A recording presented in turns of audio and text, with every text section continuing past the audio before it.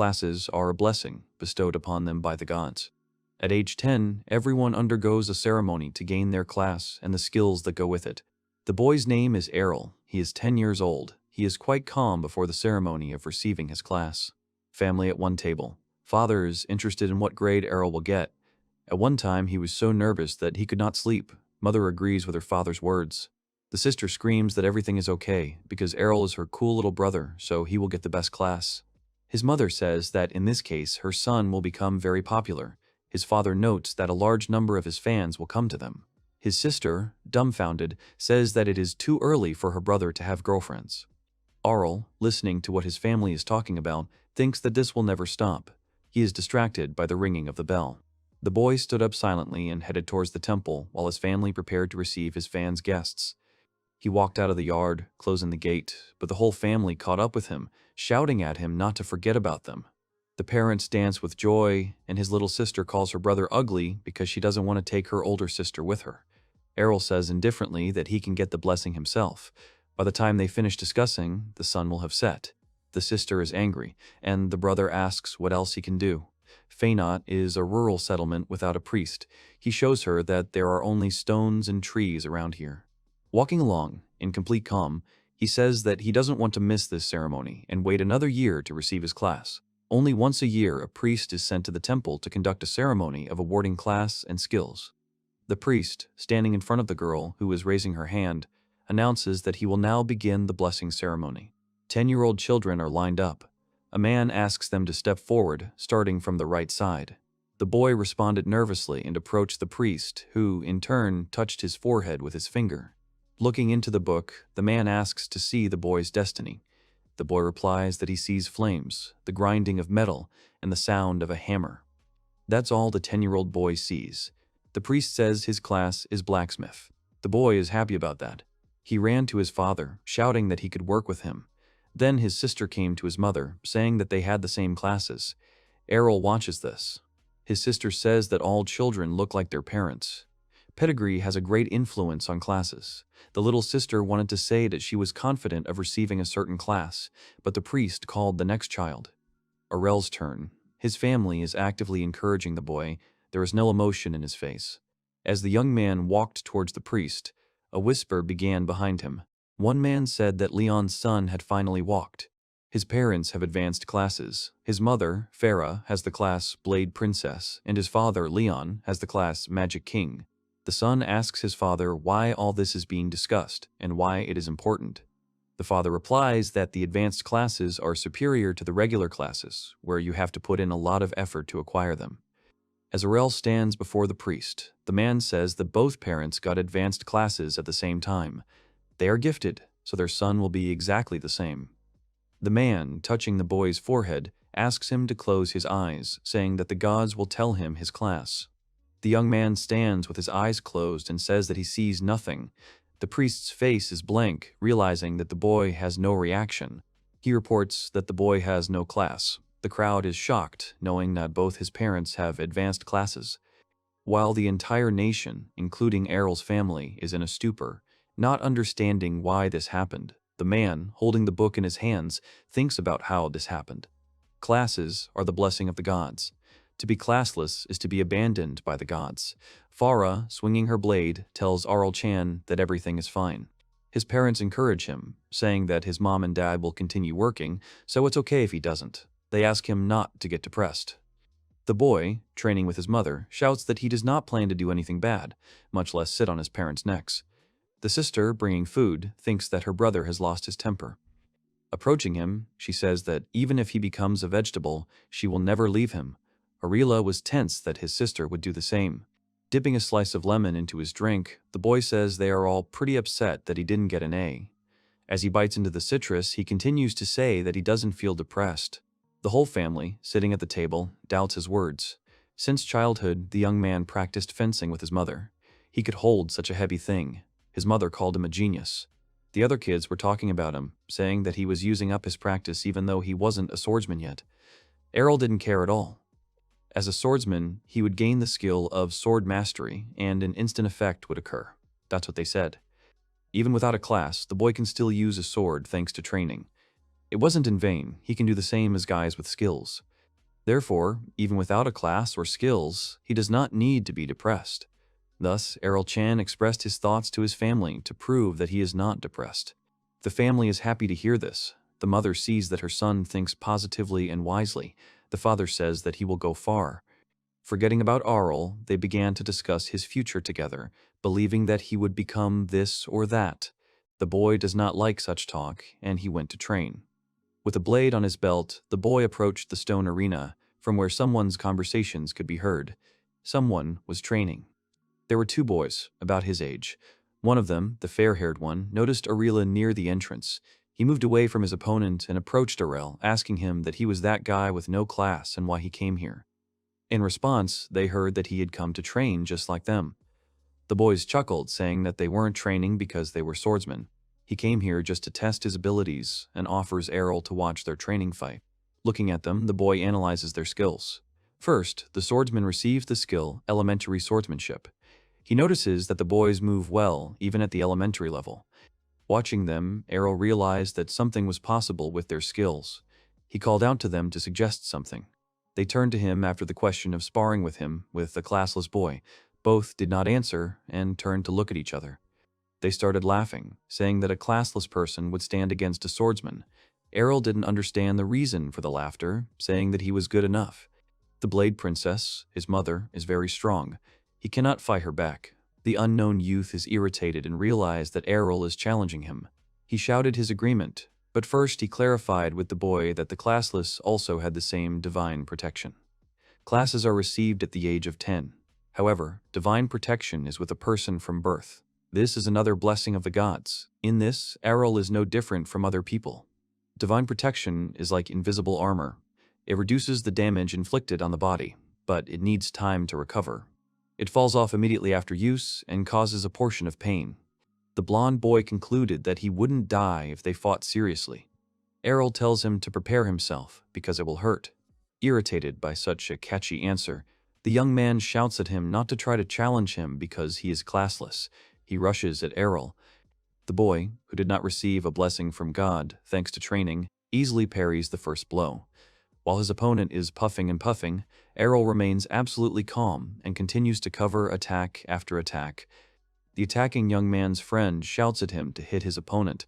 He understands him, but there is one problem in the fight. The guy he's fighting parries all of his attacks, making it impossible for him to land any blows. A dishonest young man insults his rival and shouts to his friend to attack him together.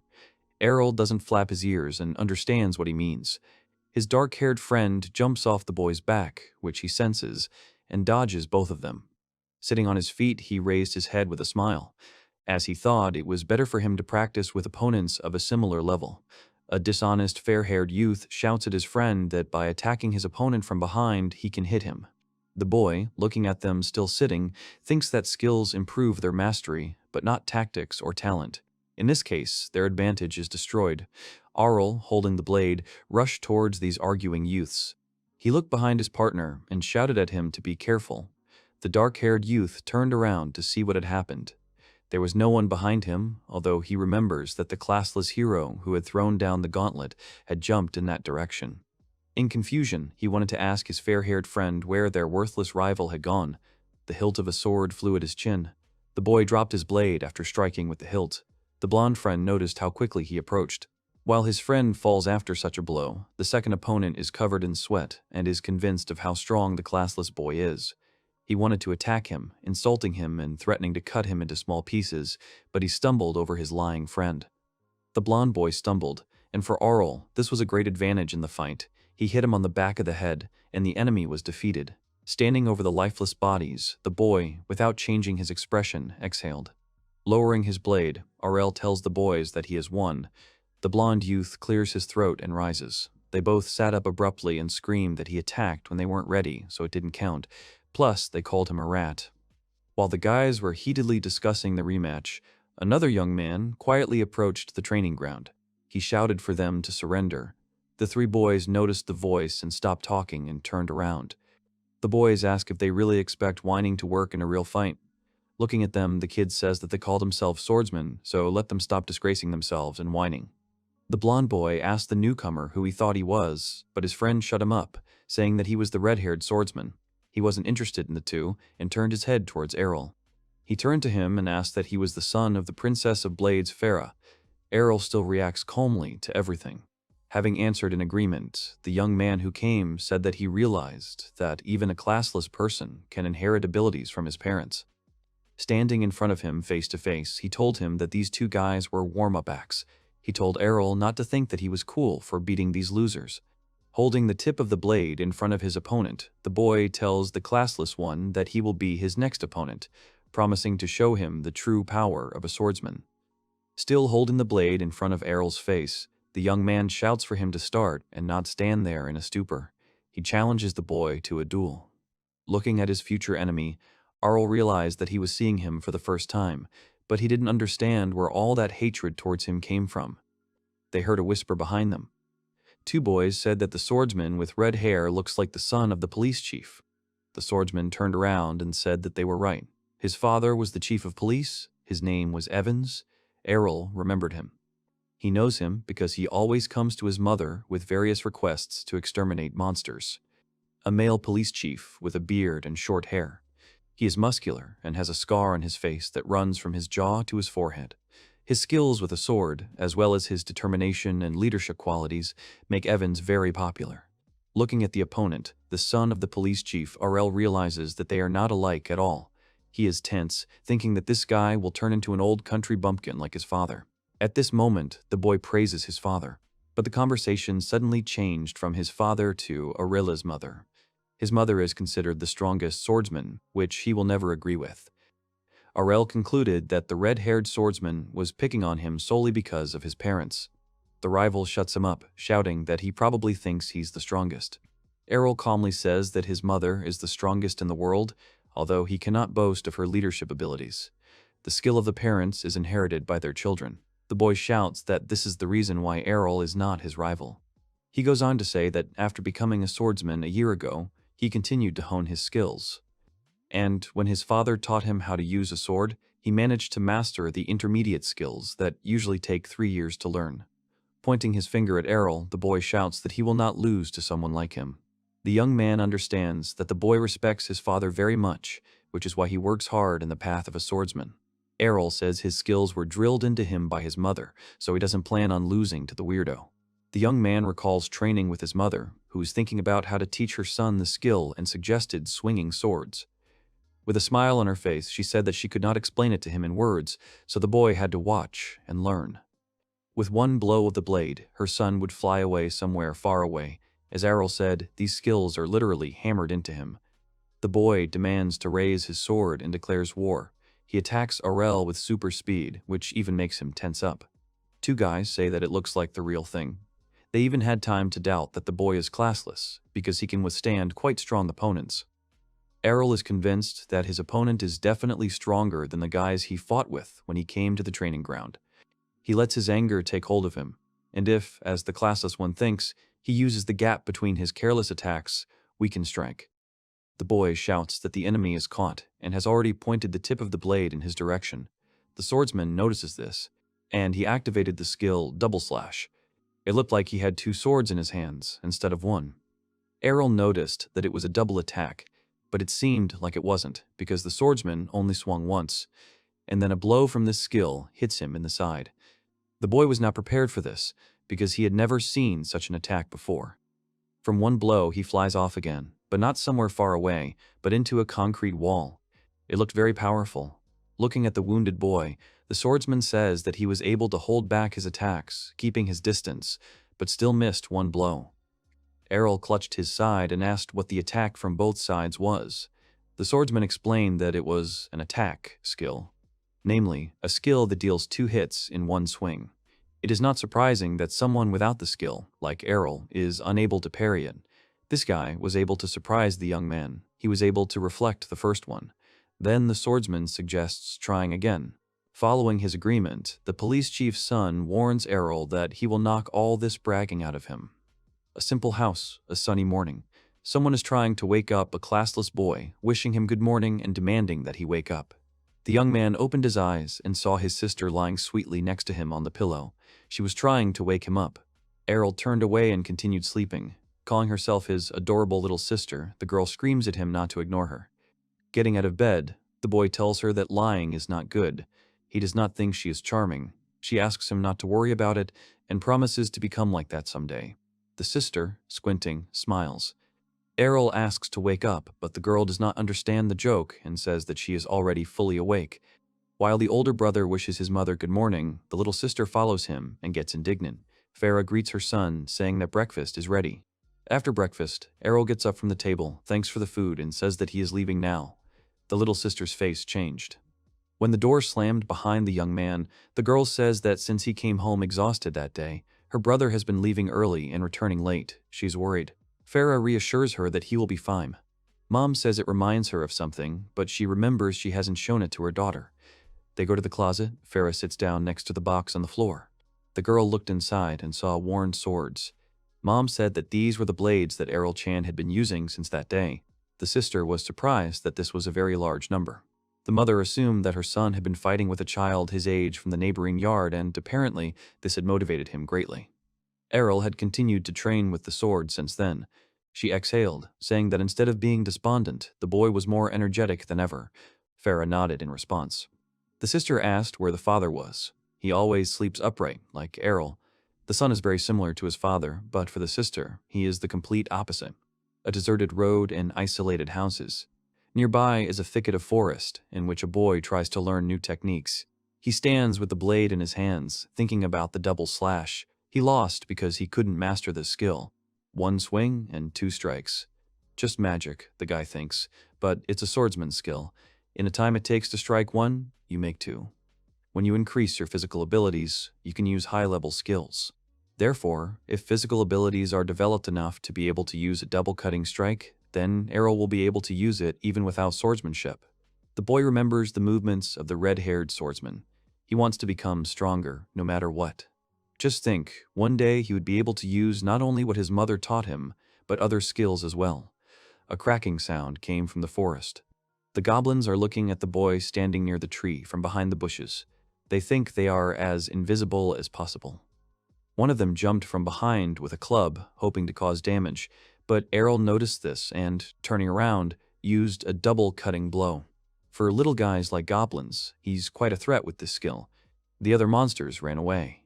Wiping his blade, the guy thinks that the forest is very cool, even though it is dangerous, but he can train for his own pleasure. Putting his sword back in its sheath and securing it to his belt, the boy stretches, thinking that it is time to go home. A piercing roar is heard from the forest, coming from the thicket of the forest, which made the guy scared. He immediately thought of a large enemy. Realizing that the enemy was at the foot of the mountain, he decided to report it to the police, but heard someone scream. Turning around to the source of the sound, Arel realized that it was a child's voice and someone was being attacked. He didn't have time to report it. The boy went deep into the forest to the source of the screams to find the one in trouble. His weapon is ready. He is sure that he can handle it alone. Arel looked out from behind the bushes and saw the guy he had fought in training. He was all wounded. The young man wondered about his enemy. Hiding behind a cusp, he noticed a goblin that was larger than him. It was a hobgoblin. One blow from it could make you fly away. Looking at the boy pinned against the tree, Arel thinks that with his skills, training alone is much more effective, but something happened. Noticing the sword marks on the tree, the young man remembered the boy's words about him honing his sword skills. He also trains in the forest and without any protection. Hobgoblin. His strength is enormous, but he moves rather slowly. The boy is lucky that the big guy has his back to him. The creature approaches the exhausted boy. Arel is about to destroy it before it strikes again. The boy holds out his blade in front of the goblin and shouts not to come closer, but it's no use. He can't move or run away. Right before his eyes, the creature has already swung its club, but something happens. 2 quick blows to the thug's neck. A wounded boy stands with his sword outstretched as a hobgoblin falls to the ground with a crash in front of him. Arel, standing with his blade in his hand, says that it was easier than he expected. Looking at the boy by the tree, he waved hello. The wounded youth falls from helplessness. Arel caught him, noticing that his divine protection had been breached. It must be restored as soon as possible. The boy who defeated the goblin asks about the boy's holy water, but he broke it during the monster's attack. He takes a broken bottle out of his pocket. Arel took his holy water out of his pocket and handed it to the wounded boy. He quickly drank it and was restored before our eyes. Having recovered, the boy grabbed his savior by the shoulders, asking what kind of attack it was. Arel replied that it was a double slash, but he did not believe him, shouting at the boy not to play dumb. The swordsman shouts that this skill is difficult to learn, but it is impossible if you train like usual. As the boy holds the savior by the shoulders, he says that he trained much more than usual to hit like that. The rescued guy doesn't understand, because it's easy to say, but hard to put into practice. Then Arel explained that he hates losing, even more than it seems at first glance. Therefore, in order to definitely win at their next meeting, he set himself this goal and achieved it today, although he seriously thought that their meeting would happen a little differently. Having fully come to his senses, the guy shouts that he understood everything. As he picks up his defense, he says that the rematch will begin right now. Arel asks him not to rush, they can do it whenever they want. Looking into his eyes, the swordsman says that he is in great debt to his savior. Even if he shared holy water with him, he asks to be allowed to pay his debt. Arel says that the boy is actually a good guy and has a strong sense of duty. The swordsman asks irritably what he means by actually. Crossing the ends of their blades, they use the same double-cutting blow at the same time. The swordsman parried all 2 blows, even in addition to the double slash, but then the following happens. Another blow lands on his shoulder, which the young man did not expect. Stopping the fight, he asks his opponent what it was. Arel said that it was the 3rd attack. His double slash attack is something that can't be called a skill in the usual sense of the word. Basically, he doesn't need the double slash part of this skill. He doesn't need to limit himself to 2 hits when he can continue attacking. The youth denies this, even though he just saw it all. He shouts that a person blessed with the swordsman class and having a true double cut will never lose to Arel in his life. Even if he had learned this attack, it was just an imitation performed by the Classless and nothing more. The boy suggested checking which of them was stronger. The swordsman agreed. They used the double-cutting strike again at the same time, and the saved guy's blade flew off to the side. Arel tells the guy sitting on the ground that his punch is exactly the same as last time, although executed a little differently. It will stay that way. Walking away from his defeated opponent, who lies curled up on the ground, the young man leaves with the words that he won this rematch. The young man returned home. At the table, Farah tells Leon that Evan's son's child went to Brescia. It turns out that the swordsman is only 1 year older than Arel. The boy asked his mother about this city. She explained that this city is for swordsmen. The journey there takes a week. The sister shouts that her mother used to work in this city. Farah, with a smile on her face, says that before she got married, she joined a guild and swung a sword every day. The mother honed her sword skills with her comrades every day. It was a wonderful time for her, but after clinking glasses with her husband, she says it is much more wonderful now. The boy, silently looking at them, thought about the city of swordsmen, Brescia. He thought about going there. The cart rolls along the road along the boulders that form a wall. The driver informs the guests that they have almost reached the next stop. Once they pass through the gate ahead, they will be in the territory of the swordsman's city, Brescia. The shaggy guy is glad that they are getting closer. The girl sitting next to him is surprised that he is heading there too. A conversation ensued between them, where the man learned that the girl wielded a sword. She said that the main thing was her class, no matter whether she was a man or a woman. Putting her hand on her chest, she proudly and boastfully says that her class is top-notch. The girl is a robber. The man says he is a gladiator. The robe notices that his class is also top-tier, but the shaggy guy looks upset. He shouts that he hates being on the same level as a woman like her. She just looks at him disapprovingly. The driver, turning to the guests, says that this is wonderful. Since their classes are perfect, they could show their strength. Drawing their attention to the orcs, the man asks them to demonstrate their skills on them. These monsters blocked the road. The man and woman instantly fell silent. One of the goblins is huge. People don't even know this species. In the hands of the creature is a weapon, a mace. The shaggy guy screams that it will take a whole group to destroy this group of orcs. The mother of one child turns to the swordsman, begging him to save them, or at least the children. He barks at her not to mess with him. He screams that his own health is his priority. He believes that if he stays here, he will definitely die. The man jumped off the cart and ran. The girl with the robber class also decided to save herself, wanting to save her life.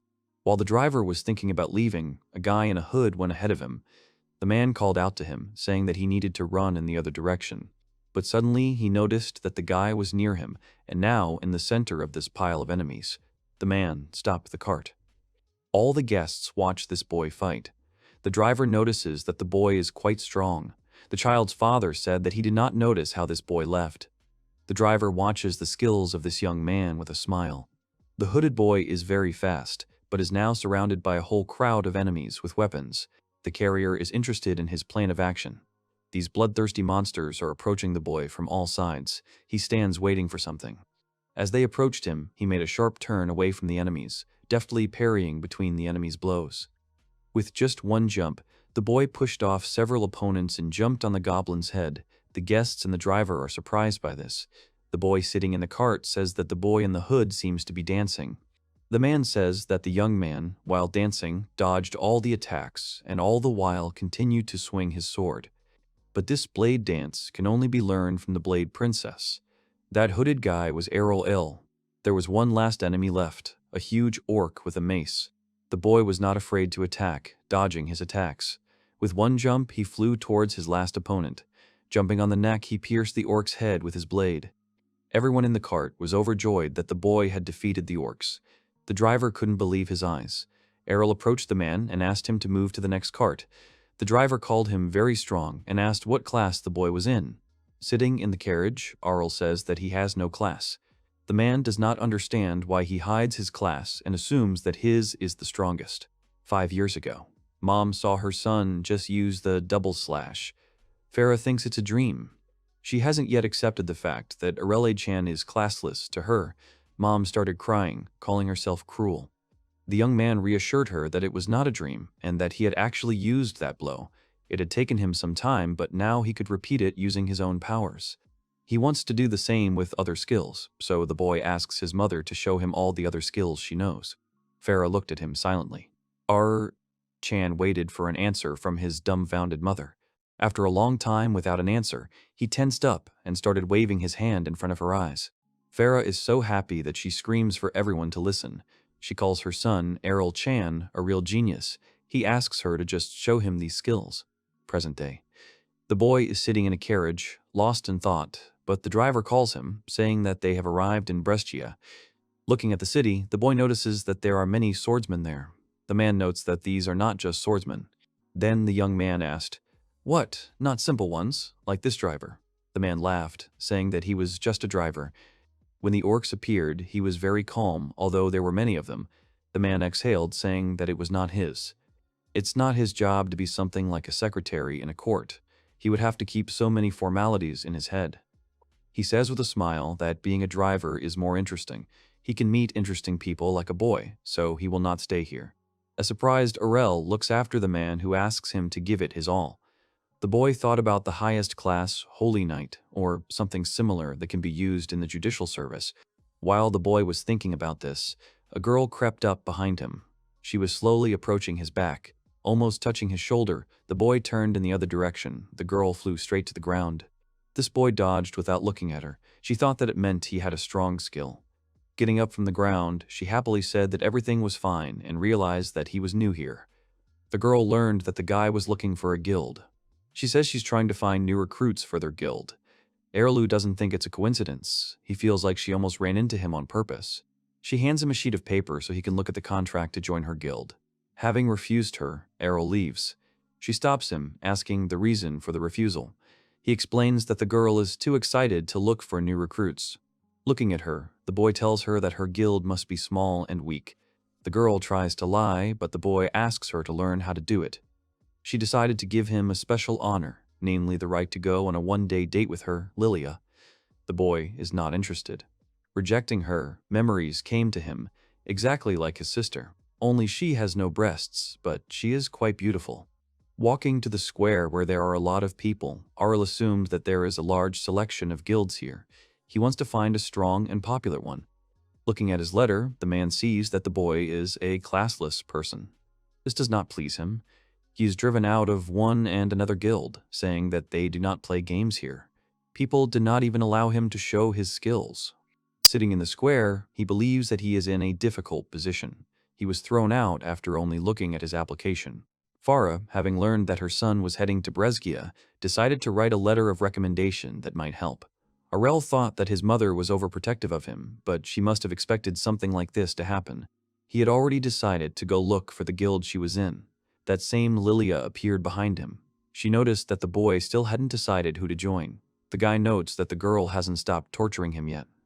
Following him, she tells him honestly that they lack recruits. Their guild is on the verge of extinction. The guy refuses, but the girl begs him to help them. Looking around the street, the young man remembers where his mother used to live. The girl asks to look at their guild. Arel, looking towards their guild, noticed that the building was quite large. Lilia says that the guild used to be very famous. He asked why they were so short of recruits and suggested that they had an abandoned guild. Lilia doesn't deny it. She explains that their previous star is gone and they've become the weakest guild. The guy remembers his mother's words. The name of their guild comes from the master skill of dual swords, Dragon Strike. It's like a dragon bite. The girl, clenching her fist, says that she is giving an oath. They will definitely return to the top where they once were, and shouts that the dragon's fang is invincible. Arel remembered that this was the guild his mother had mentioned. Lilia was giving a tour of the building. They heard a bottle bang on a table. A drunk man noticed the newcomer. He was very drunk. The boy noticed that Lilia's father was missing his right arm. The man shouted at the newcomer to forget about this guild.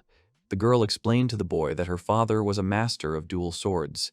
He used to be a famous swordsman, but after losing his arm, he started drinking.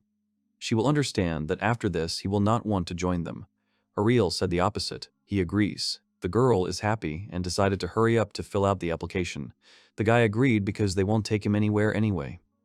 Sitting on the sofas, Lilia reads the application. Seeing that he is classless, she considers it an unfunny joke.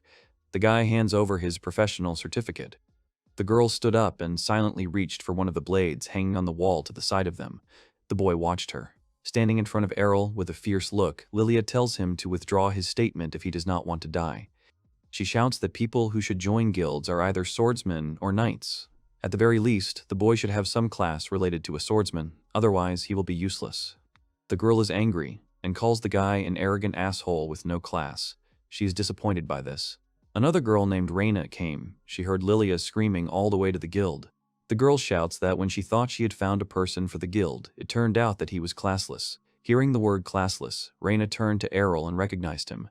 The boy looks at her in bewilderment. The young man did not recognize her. She shouts that they are from the same village and they even had a duel. Looking at her face, he understood.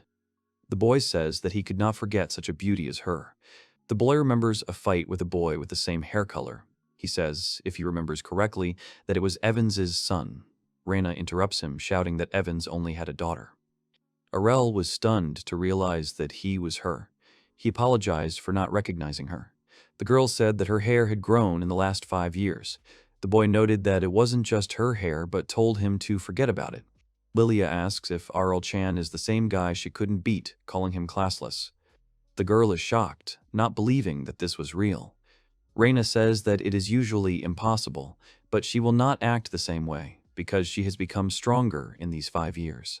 Turning to him, she says that this is a great time. They have a training ground in the basement and offered the guy a rematch after these 5 years. Going down, the young man clarifies the rules of the match. Reina said that they only have 1 round. The one who puts the opponent down is the winner. Lilia whispered to her friend that she was really going to fight against a classless guy like him. Reina said that it was true. This guy was strong and serious enough. The girl did not intend to lose this time. Lily, as a judge, stands above and shouts for the swordsmen to first prepare themselves, then gives the signal for the battle to begin. They use the skill, double slash again. The guy notices that the skill is the same as 5 years ago. Several blows flew at his shoulders. Reina said that his defense was broken. He put his sword down, point down. The weapon stuck into the concrete floor. She said that she had become much stronger than 5 years ago. The guy noticed that her sword was heavy. Reina, taking out her weapon, reports that the sword is 5 times heavier than usual, so it is not so easy to defend against. With inhuman strength and the heavy swordsman's skill, the girl promises to easily take him down using her power. As the battle continued, Arel noticed that she had the highest class of heavy swordsman. She was also working hard. The sword was so heavy, but she was swinging it like a normal sword. At this rate, he would definitely retreat and eventually lose. After landing a strong blow to his chest, Reina joyfully exclaims that she landed a clean hit on him. His silhouette suddenly vanished in front of her. The guy, attacking from behind, says that her defense is also broken. Reina realized about the skill Residual Image too late. She thinks it is impossible because it is a top-level skill. Hitting her back with her blade, the girl collapsed to the floor, dropping her sword. Lilia is stunned that Reina is defeated. The girl lowers her head, not understanding why she lost again. Arel, bending down, says that she really has become stronger. She looked at him in anger, but her angry face turned into a sad one. Tears began to flow down her cheeks. Lilia, approaching him, says that Arel brought the girl to tears. The tense young man does not understand. She cried despite the fact that he even praised her. With her head down, Reina says she's definitely not crying and starts running away from their training ground. The sounds of roaring can be heard from above, how she's lost again, even though she's worked so hard for the past 5 years. Lilia, clearing her throat, greets the boy as a new comrade in arms of the Dragonfang Guild. The boy said that she changed her attitude rather quickly, but she only said that she believed in Arel-san from the very beginning. Having woken up and stretched in the morning, the boy came down from the bedroom and was met by Lilia, who wished him good morning. When asked if he had slept well, the guy said that sleeping on a normal bed was simply divine. When confronted by Reina, her friend wants to make announcements since they have all met each other. Looking at the girl, the young man sees that she is still worried about yesterday's loss. Lilia says that since there are now 3 people in the guild, this is enough to participate in the competition between guilds. She announces that she will be joining the upcoming guild war next week. When asked about guild wars, Lilia explained that it would be a one-on-one duel until there was one winner, and the guild that had no fighters left loses. The upper limit of participants is 10 people. The Dragonfang Guild will have to fight 3 against 10. She knows she is asking for the impossible, but they must win. As the guys can see, they are short of people. Lilia and Reina have been making money by winning solo battles and completing quests, but the money needed to keep the guild afloat is running low. Reina wanted to say something, but Lilia continued to talk about how they would participate now. She had no intention of losing and losing their cozy home. The ranks are divided into 4 groups.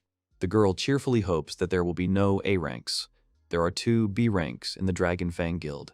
This is the first time Arel has heard of this. They didn't have it at home. Reina said that it was a rank to determine the strength of a swordsman. Lilia explains that these ranks are divided into 4 groups, and there are about 500 swordsmen in the city, but only about 20 people are A rank. The girl said that the chance of getting into a fight against an A rank was very small and ran off to see who their opponents would be. The matches would start soon. The guys were left alone, and Reina decided to go train until their turn came. Arel called out to the girl. She scolds him for calling her by her name. The young man asks about other skills besides inhuman strength. As they go down the stairs, the girl says that there is also hardness, which reduces the decrease in the strength of divine defense. The boy understood. This skill simply increases divine defense. This is exactly what he wanted to learn. Grabbing the girl's hands, Arel, looking into her eyes, asks Reina to strike with the sword in her sheath. The girl doesn't want to. The boy thinks about asking someone else, but this was a chance for them to get closer. Reina is dumbfounded by the word closer after hitting him. She doubts his request. She doesn't know what kind of blows will make him happy, but she thinks to start with friendly ones. The guy felt that there was a huge misunderstanding. The reason he asked her was because he wanted to replicate the girl's hardness. Hardness is essentially the ability to receive and withstand more blows. Arel thought that he needed to receive the blow in a state where no defense could affect him. And, for it to be effective, the one doing the hitting has to be someone with great power. Reina thinks he's a fool. She reminds him that skills are something given by the gods. He can't just learn them, but the guy objects. Arel asked for her sword. The girl is curious about his next plan of action, thinking that he will not be able to lift it. With one hand, the young man put the sword near her face. Even without her superhuman strength skill, he was able to swing it. The guy reminds that not only superhuman strength, but also residual image with double cutting blow. After constant training, he was able to repeat them. Looking at Reina, he asked if she had anything to say about how a person with class doesn't stand a chance against a classless guy who tries his best. She agreed with his words. If diligence was worth nothing, the girl would still be an ordinary swordsman. Reina says she understands him and will go with him to this special training. However, she will definitely beat him, so she asks him not to start crying in the middle. Looking into her eyes, he understands that there will be no mercy and says that he is glad that she is such a good girl. Embarrassed, Reina reminds him that she asked him not to laugh at her.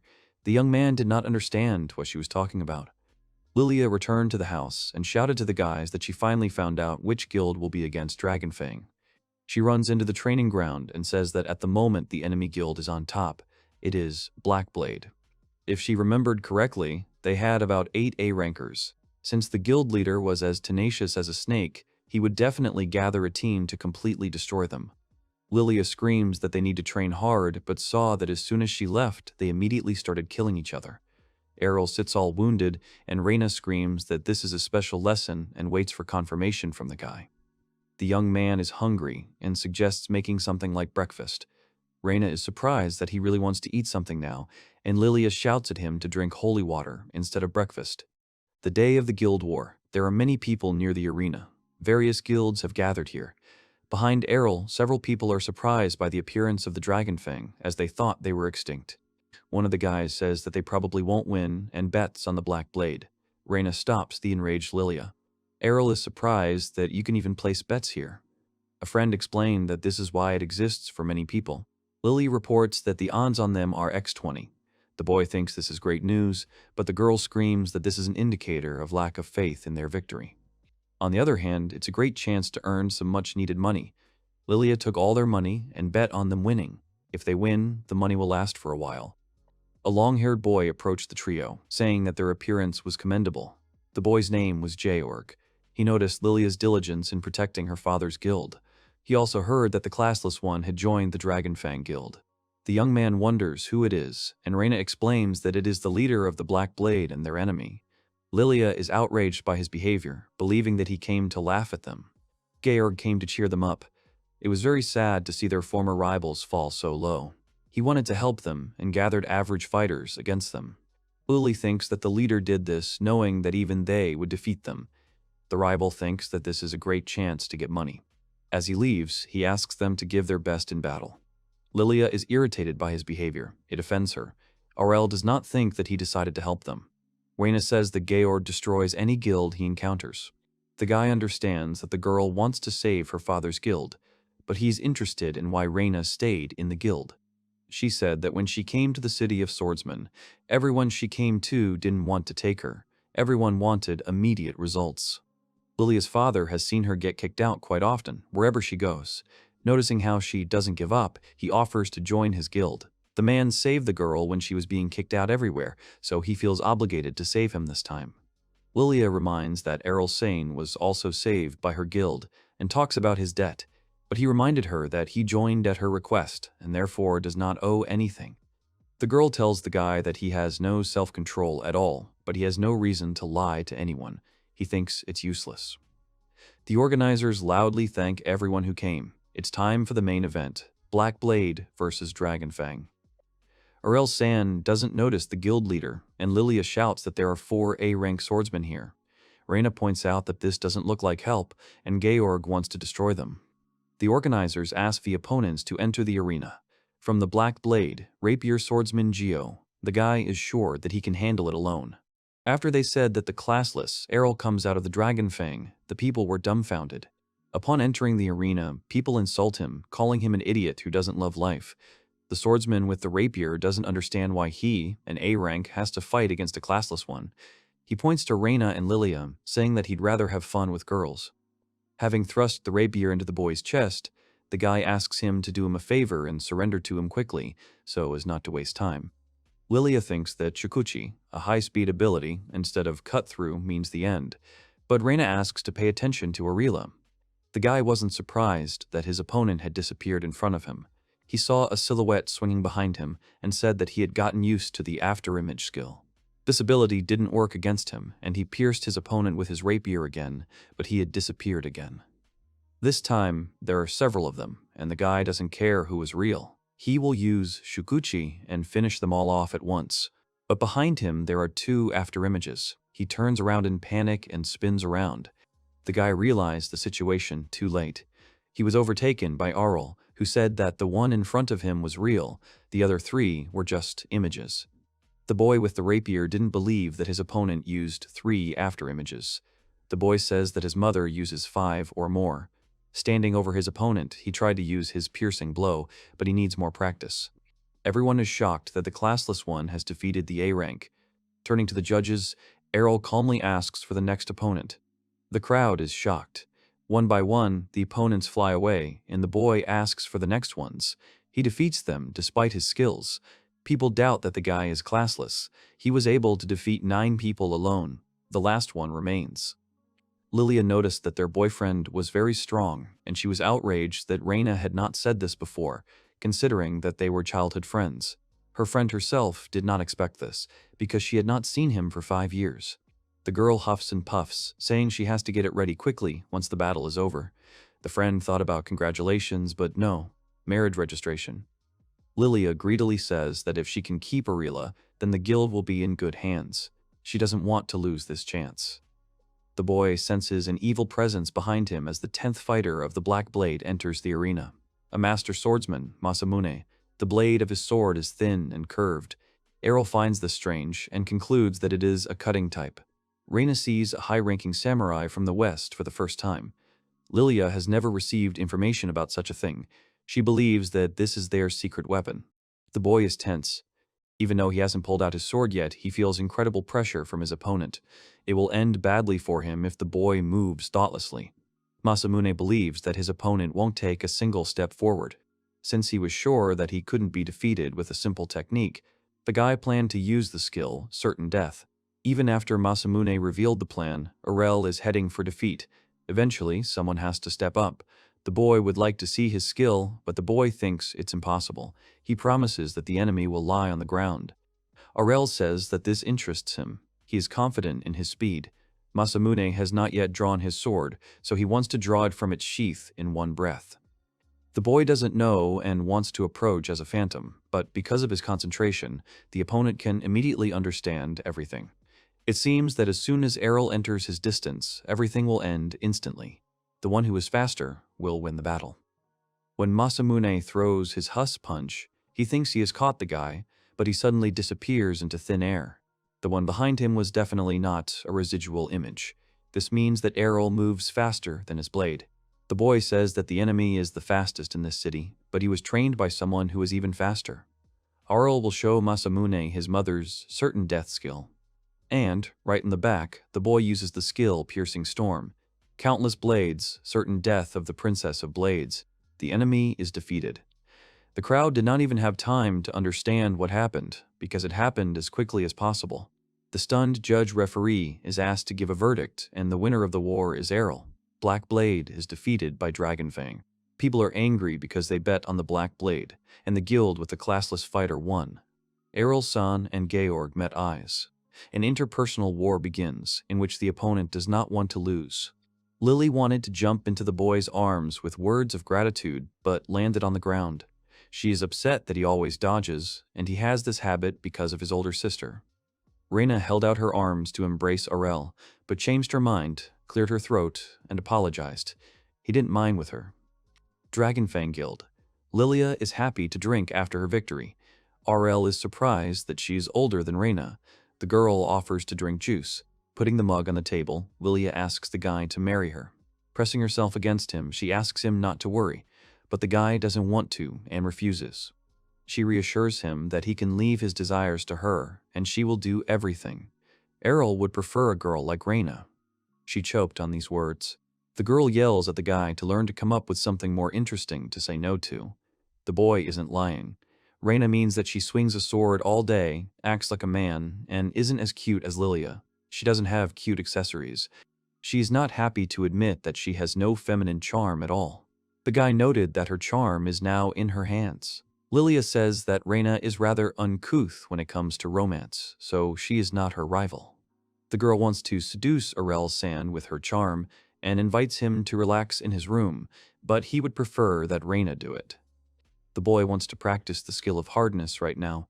The girl is outraged that there is no room in his head for anything except Reina. Father, leaving the room, asks everyone to be quiet. Lilia says that they defeated the Black Blade. Dad thinks that the weak fought for them, but there were A-ranks there. Although she said it was Arel-san who did it alone.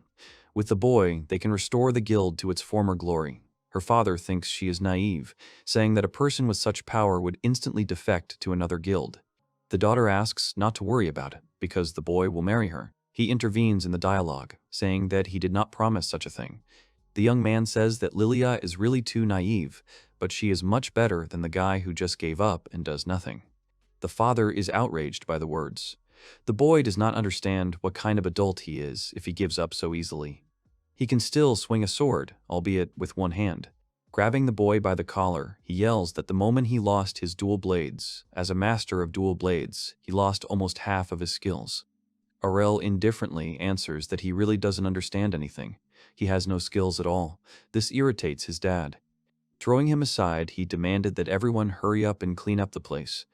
The boy caught his breath and realized that the man still had strength. Lilia thanks the guy for influencing her father. If Reina or she had said something like that, he would have laughed and ignored it. Maybe after Arel-san, his father will get back on his feet. The boy hopes that this will be the case and that the man will show him some skills. Reina noticed that the boy really enjoyed teaching other people's skills. Lilia had a great place for him.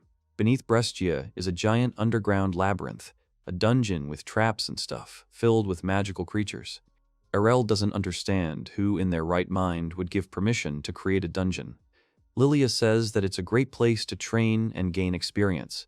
This dungeon was built by the gods. The boy has never walked in them before, so the girl agrees to show him.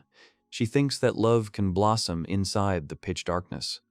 Reina said they would definitely go. She wanted to fight in the Divine Sword Cup. The guy doesn't know what it is. The Divine Sword Cup is a tournament that determines the strongest of the strongest fighters. Lilia offered to fill out the registration form, but the guy tore it into pieces. Reina thought that Arel did not want to participate. The young man showed that it was a marriage registration sheet. The girl noticed that he was not letting down his guard. Georg asks the girl about these three. She learned with the help of magic that the guys will go to the labyrinth tomorrow. The father pours another glass of alcoholic drink. He is irritated by the words of the young man, believing that everything is decided by one's own strength. Having put the glass on the table, he broke away from the applied force. One's own strength decides everything, especially if life is in danger. Arel-san wakes up to find Lilia looming over him. He squeezed her head, causing her to scream in pain. She thinks it's wrong to treat an innocent girl like that, but the guy thinks she's a damn slut. He says not to sneak into his bed. The girl, covering herself with a pillow, does not deny it, but does not want to talk about trifles. Having pounced on him, she still believes that Arel will be her husband and suggests doing something adult. Lily wanted to kiss him, but instead of his lips, there was a pillow. She thinks that Arel is not okay with this, since he leaves her so easily. The boy, thinking that the girl was still drunk, went to Reina with an offer to exorcise the evil spirit that occupied his room. Not seeing the girl in the room who had just answered him, he turned towards the bed. The girl is still sleeping. She said this in her sleep. The guy asked if she was going to get up, but Reina called him Dad. With a smile on her face, she says that she has finally become like her daddy. She is now a swordsman. Arel is shocked, realizing that she is Daddy's girl, pats her on the head, calling her a good girl. As he left the room, the young man realized that her father was like a hero. He wondered why she had confused him. As he went down to the basement to practice, he heard Lilia's scream from his room, begging him to come back. Walking through the crowded square, Lily said that they had arrived, pointing to the gate to the labyrinth. Arel-san had expected something more like a cave. Lily thought that the god who created this was wise. There are a lot of people here. Reina says that the Divine Sword Cup is coming soon after all, and people have come to train. Even inside, there is a queue to get in. The young man thinks that this is a special training. Lilia calms him down, telling him about a magical transition that takes you wherever you want. However, if a person has not been there, then you can only go down one level. Reina was on the 14th floor, and Lily on the 12th. Arel wanted to start from the 14th, but the magic will only let him into the floor where he has already been. The guy found this annoying. Lilia said that she would show the shortest route, and suggested that they give it their all before the cup started. The girl tells Reina that she will take care of the boy and sends her friend ahead. She wants to go with them, but Lily says there is no need for two guides at once. Lily grabbed the boy and led him forward. She wants to continue what she started in the morning, but the young man feels that she will only cause more problems. Arel said he wanted Reina to go with him. She happily agreed, and then wondered why she was so happy about it. They finally came down. Opening the doors, they saw living armor. For the young man, this is a warm welcome. The living armor acts very fast for its size, but for a young man, it's no match for an A rank. After cutting off his head, the enemy continued to attack. This is a magical armor that is powered by the power of the labyrinth. They do not feel pain or weakness. The guy thinks that if he wants to stop them, he needs to aim for their legs. He hits the running soldier in the legs, causing him to collapse in front of him. The girls have already dealt with their opponents, but his enemy is still stubbornly waving his sword, trying to reach the guy. Reina explains that the living armor will come to life again after a while and attack again. She considers this a good place to train. Lilia called them pretty tough opponents for the first level, but the guy said she didn't do anything. She said she gave the recruits a chance to prove themselves. It's definitely not because the guys are too fast. Lilia is a swordsman. The girl offered to help him learn new skills. The guy tried to remember the class that is higher, and it turned out to be the Princess of Blades. To Arel Lilia calls the young man insensitive, saying that she can do something like a sympathetic heart. A cry for help was heard from the next level. A guy came out of there, all wounded, screaming. Having fallen to the ground, Rainu ran up to him. It turned out that he had fallen into a trap. The girl offered to take him out, but he refused.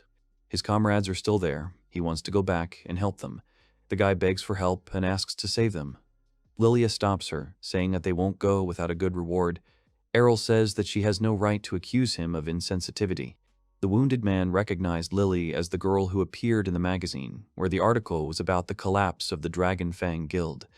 Out of rage, Lily suggests that Reina forget about the guy and move on, but he started talking about a reward for help. He shows a bag of money, and Lilia greedily agrees. Arel San begins to suspect the guy of something wrong because there is too much blood. The girl says that this happens if the divine protection is removed. This happened to her father too. Reina says that incidents involving newcomers are often talked about. Not everyone is made of steel like Arel San. He felt like he was being praised. As the fighter leads them to his comrades, Lily is happy that they have earned some money and suggests that they think of it as a job. Looking at the boy's bloody footprints, Arel suggests that perhaps most swordsmen cannot fight without protection. However, due to his sophisticated training, he knows this condition very well. Such blood loss is life-threatening.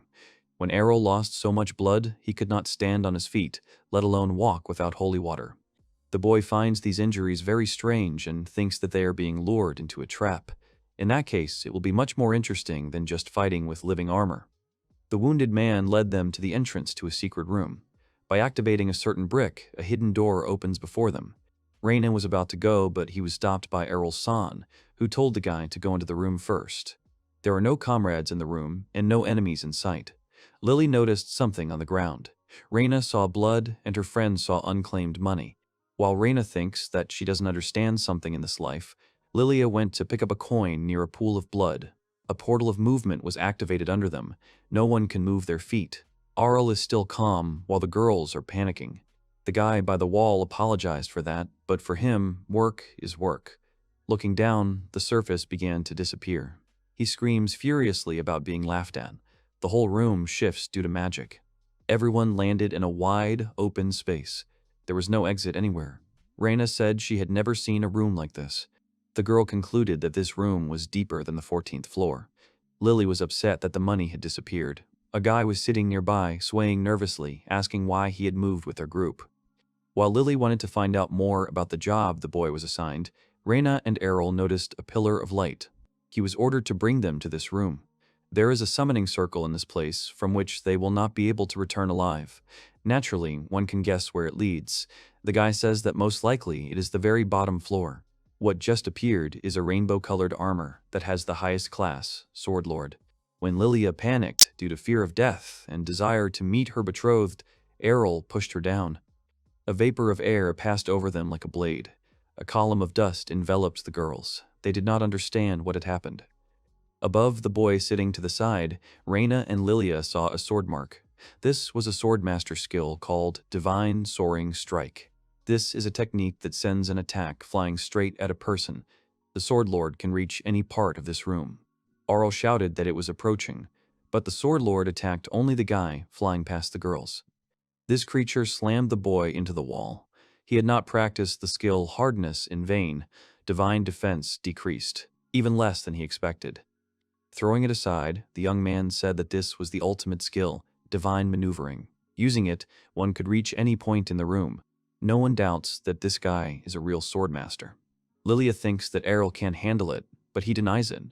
It's a shame that he has the skills that the boy saw, but for him, this is a good time to test his abilities. The guy in the paint does not believe that Arel is going to test his abilities against the Lord of Swords. The girls themselves are shocked. Standing in front of the opponent, the boy said that it was his turn. He used the skill Divine Maneuvering. Reina, watching them fight, thinks that she's the one taking damage. She can't believe that Arel can fight equally with the Lord. The creature wanted to attack, but began to use another skill called Divine Command. He lowers the divine protection of everyone around him, turning it into his own power, as if the gods had come to punish them. Arel recalls his mother's words that he can't resist the skill Divine Command yet. She taught him to use the skill Infinite Break in such a situation. They were training with his mother. He could barely stand on his feet, let alone defend himself. She promised to show the technique lightly. The girls see Arel fighting as if nothing had happened. Lily wonders what kind of training he went through. Under the Divine Command, there will be one powerful attack. Throwing a coin at the Lord's sword, he fell into a stupor. After that, after making a jump, Arel uses a special skill called Infinite Breakthrough. In one swing, the boy cut the Lord of Swords into small pieces, causing him to collapse like broken glass. Reina came and asked about the source of the knowledge about the Sword Lord. Lily is also interested in knowing about it. The young man admitted that his mother is actually the Sword Lord. She said that she is higher than the Princess of Blades. Lily thinks it's a joke because even her father didn't know. Farah changed classes before leaving town. Reina wonders why the Princess of Blades would move to the village. The guy answered that Mom hates being a black sheep. The girl, if she knew that Arel was the son of the Lord of Swords, would not even ask for a duel with him. The guy thought it right to keep the secret. The duel with Reina was very important to him. Lily suggested finding a way out. There is always a summoning circle in the room, which appears after defeating enemies. Reina saw the summoning circle. The boy thought they could get out. Lily asked him not to hurry, but the boy was already standing inside the circle. The girl was surprised that Reina was so calm. She replied that together with Arel they would be safe anywhere. Lily doesn't like all this. She called the bald guy along with them. The guy angrily shouted that his name was Dill. He thought they would leave him here. Lily said that they still haven't punished him, but concerning Arel's son, it was only good for him. Turning to Dill, she said that for now, they could forget about it. The guy called her very kind. The girl, in response to his surprise, called him rude. Lilia's father is sitting at the bar, drinking hot tea. Behind him, there is a conversation about good, easy money. 3 people are sitting at a table in a bar, discussing how they lured a small guild into a trap. The man realized that the guys did something illegal. The father approached the table to sort things out. One of the boys wanted to protest, but he was stopped as soon as they saw that the man was the previous leader of the Dragon Fang Guild. Looking at the young man who spoke about the guild leader, they realized that this man was one of those who was supposed to fall into the trap. In anger, the father hit the table with his hand, but the furniture could not withstand such pressure and shattered into pieces. Grabbing the guy who wanted to present the case by the collar, the man finds out what they did to his daughter Lilia. The boy confessed that they were supposed to lure them into a teleport trap. Georg entered the tavern. The man's name is Rod. The leader of the Black Blade Guild entered after hearing the rumble from the store. Rod doesn't care about Georg. He wants to find out from the guys about the request to do something with his Lily. Letting go of the young man, he turned to the long-haired guy, realizing that he did it. The man grabbed Georg by the collar, ordering him not to play the fool, knowing that he was constantly setting traps for people who disliked him. The long-haired leader waved away his single hand and said that these were empty words without evidence. He claimed that his comrades were there and tried to stop the Dragon Fang. Georg said that Rod could ask his daughter himself if she returned alive from the trap she had fallen into. The father is indignant after these words, and his opponent wanted to have a drink. At this moment, Lilia comes into the tavern with the words that the guys have earned some money and it is time to relax. Following her, Reina and Arel enter, discussing the excellent dishes sold in this establishment. Lilia saw her father and Georg. The leader of the Black Blades Guild is stunned that they are alive and well. He asked about the trap they fell into, but they defeated the enemies and returned safely. Georg does not believe her words. Lily screams that they are still a strong guild. The Blade Lord was in that room. The leader of the Black Blades knows that for B ranks, this is certain death. It dawned on him that it wasn't the girls who were fighting, but Arel, who was standing behind the counter eating a hot, delicious burger. Lilia turned to Georg again, saying that the guy who lured them into a trap confessed that he did it on his orders. The leader plays the innocent baby, saying that the place they went to is called the Underground Labyrinth. People go there at their own risk. Anything can happen there. Georg says it's their mistake to fall into a trap. Munching on a burger, Arel agrees with his opponent's words. Lily yells at him not to stab his comrades in the back. Rod correctly understood that Georg had the goal of taking lives. He would never forgive him for that. Challenging, the long-haired guy asked him what to do next, calling Rod a drunkard. The man shouted that he would not drink another drop, but for Georg this means nothing. For him, Rod is an old man who has lost half his skills. Passing by Arel, the leader says that he will also take part in the upcoming battles, and will definitely be the one who will bring the young man down from the sky. After a long time, a smile appeared on the boy's face. He is looking forward to their upcoming meeting at the cup.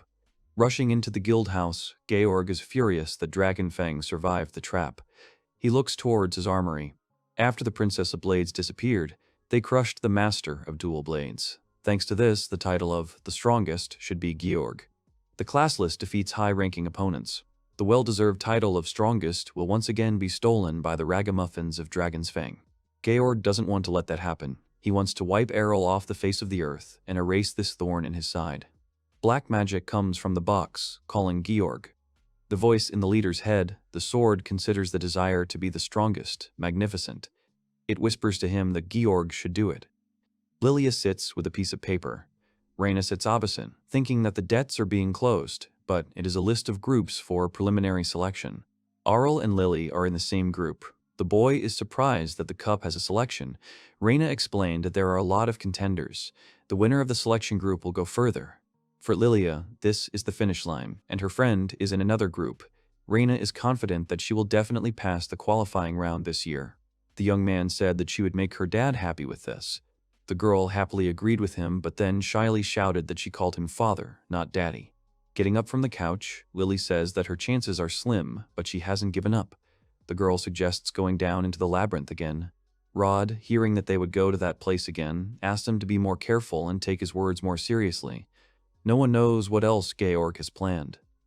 The father says that Lilia was worried about him all the time. He believes that he has no moral right to behave like a worried father. He says it's time to stop messing around and return as a swordsman. Arel is happy about that. The host says that this moment has come again. The preliminary selection for the Sacred Sword Cup begins. Lily's upset that she couldn't get out of the qualifying group. Anyway, it's Arela's turn to fight the one Lily lost to. The enemy uses unusual skills. Although the boys saw most of the skills in the dungeon, there are skills that are not related to swordsmen. Lilia's enemy class is Magic Swordsman. She fights using magic as well as her sword. The girl turned to the guy after he said that her class was strange. She explained that she had a normal class. The swordswoman explained that she didn't want to hear excuses about the guy losing because of her advantage. In their battle, the strongest will win, and that's it. Without wasting a minute, the girl decided to show the young man the magic of the sword. He easily parries the fire that follows him. The magical swordsman calls his opponent naive. She makes him dance for her until he is exhausted. Arel can't read her opponent's movements because of such a massive attack. The difference in the working distance makes the attacks effective. The boy tells her that if used correctly, it can be very powerful. However, the girl is still an amateur. The guy says that compared to his father's magic, she's just a candle. The girl is barely stronger than Lilia. His comrade considered it an attack. Arel used double slash and her flames were completely extinguished. The guy used shukuchi and hit his opponent on the neck with the handle. As soon as she fell flat, the young man was declared the winner of the fourth group. He thinks only about learning magic skills. Lily, hovering over her father, says that they should go to the final selection round together. Rod replies that his daughter should go herself. She tries to pull him off the couch, saying that there will be room for them since they are from the same guild. The girl then suggested that her father was afraid of Georg, but he angrily shouted that this would not happen. Rod is upset. Yesterday, when he held the sword, he realized that he had lost his skills so much that it would be difficult for him to win the sacred sword cup. He lowered his head and asked his daughter how he could watch the tournament in such a state. Rod expects sympathy. Lilia does not pity him, reminding him of the feelings of people who made it to the final selection. Her father will go with her and there are no buts.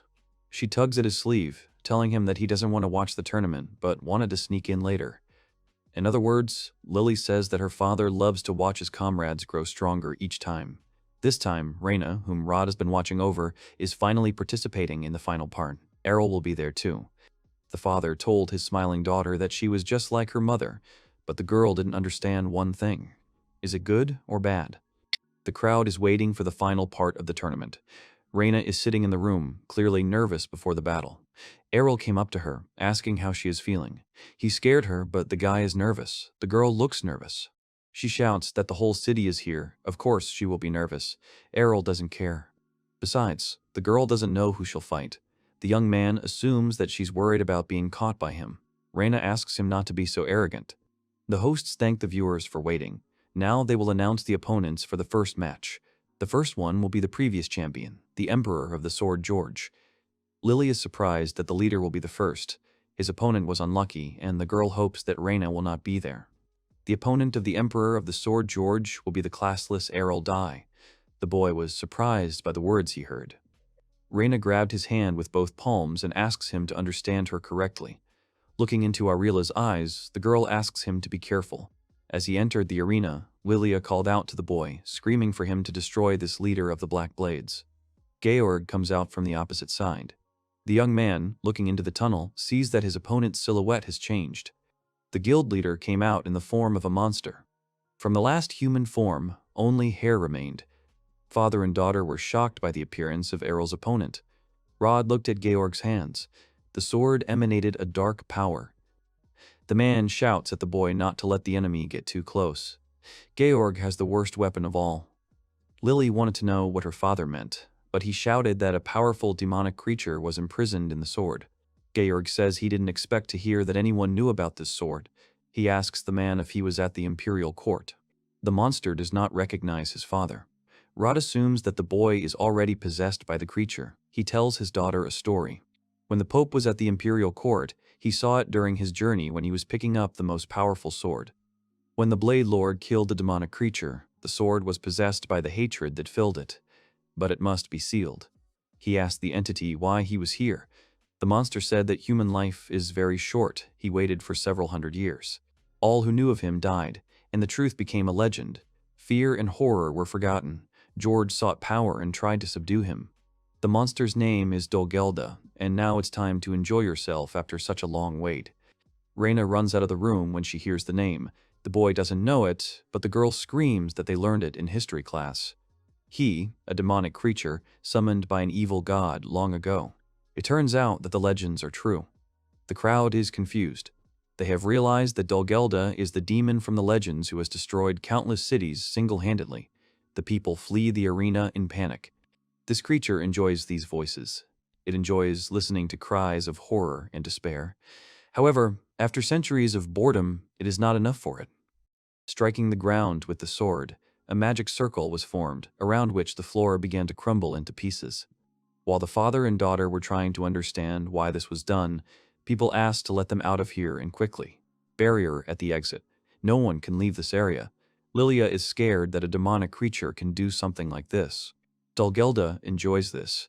For him, making people run away in terror is the best thing in the world. The boy took his position. The monster was surprised that there was someone pointing a sword at him, even after seeing his magic. Arel is not afraid. He points his sword at the creature, because he is confident that he can defeat it in battle. He was defeated by the previous Blade Lord, so the monster is invulnerable, but if the guy was a Blade Lord, he would have a chance. Based on the memories of Gord's body, there is no Blade Lord in this world. Dolgelda, licking his lips, said that everyone here seemed classless. It was hard for Rod to say this, but the monster was right. Lilia wanted to tell him something that she forgot to tell him earlier. The joke is that Arel defeated the Blade Lord, and his mother is the highest class. The guy, looking at his opponent, points out that he made two mistakes. The first mistake is that the Lord of Blades exists in the world. Dulgelda's second mistake is that even if Arel is not him, this will not stop him from defeating the monster. The creature is dumbfounded because the boy used Divine Leap. This guy just used a Blade Master skill. Approaching the enemy, the young man used the skill Infinite Rupture. The arena was filled with explosions, like fireworks. Dulgelda cannot defend herself because the young man attacks from all sides, using the Swordmaster's skills without stopping. The monster could not think that the boy was a Swordmaster, but he completely denies these false arguments.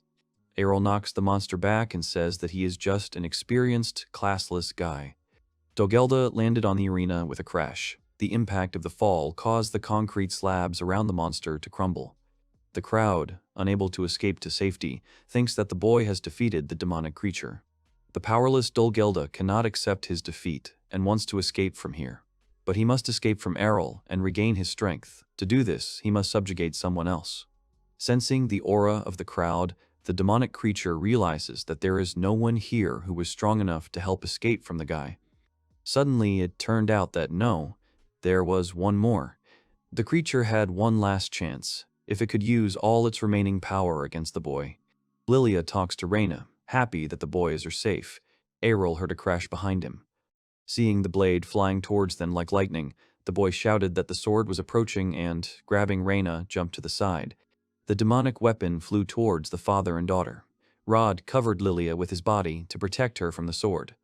There was a powerful explosion, which broke the structure of the arena. The blade flew to the place where Lilia and her dad were. The boys ran to check on them, asking if the girl was okay. Lily screamed back that her father had protected her, but something had happened. Rod, holding the demon blade in his hands, orders Lilia to stand up. Father cannot resist the creature. The boy realized too late that he should have been focusing on the sword, not on George. In front of him stood a man threatening to kill Lily. Arel says he just needs to defeat the creature again, but the creature says the boy is wrong. If the boy attacks him, Arel's bride will die here and now. The young man did not understand what the demon was talking about. Dulgelda replies that the boy has nothing to hide. Having acquired all the memories of the body, the daughter of this man calls Arela her future husband. Putting the blade in position, the young man says that he will have to make a sacrifice. Reyna tries to stop him, and the monster is shocked that the guy does not care what happens to the girl. Arel says that before taking someone hostage, you first need to find out their true value to the person you are blackmailing. Lily screams that this is the most terrible phrase. Dulgelda asked her what the enemy was talking about. Lily burst into tears, begging to forgive her for her lies and ridiculous tale. She is ready to do anything, just so that she is not killed. The demon is irritated and does not understand who will listen to such a useless girl. Reyna is worried that something will happen to Lilia, but Arel reassures her, saying that the monster will not do anything to her. Dulgelda heard these words and shouted that he would not take pity on her, and offered to look at his regrets as soon as he was finished. Lily shouts for Arel not to provoke the monster. The demonic creature has stopped. He cannot move. Rod, resisting the creature and moving his hand away from his daughter, screams that he will not allow this to happen.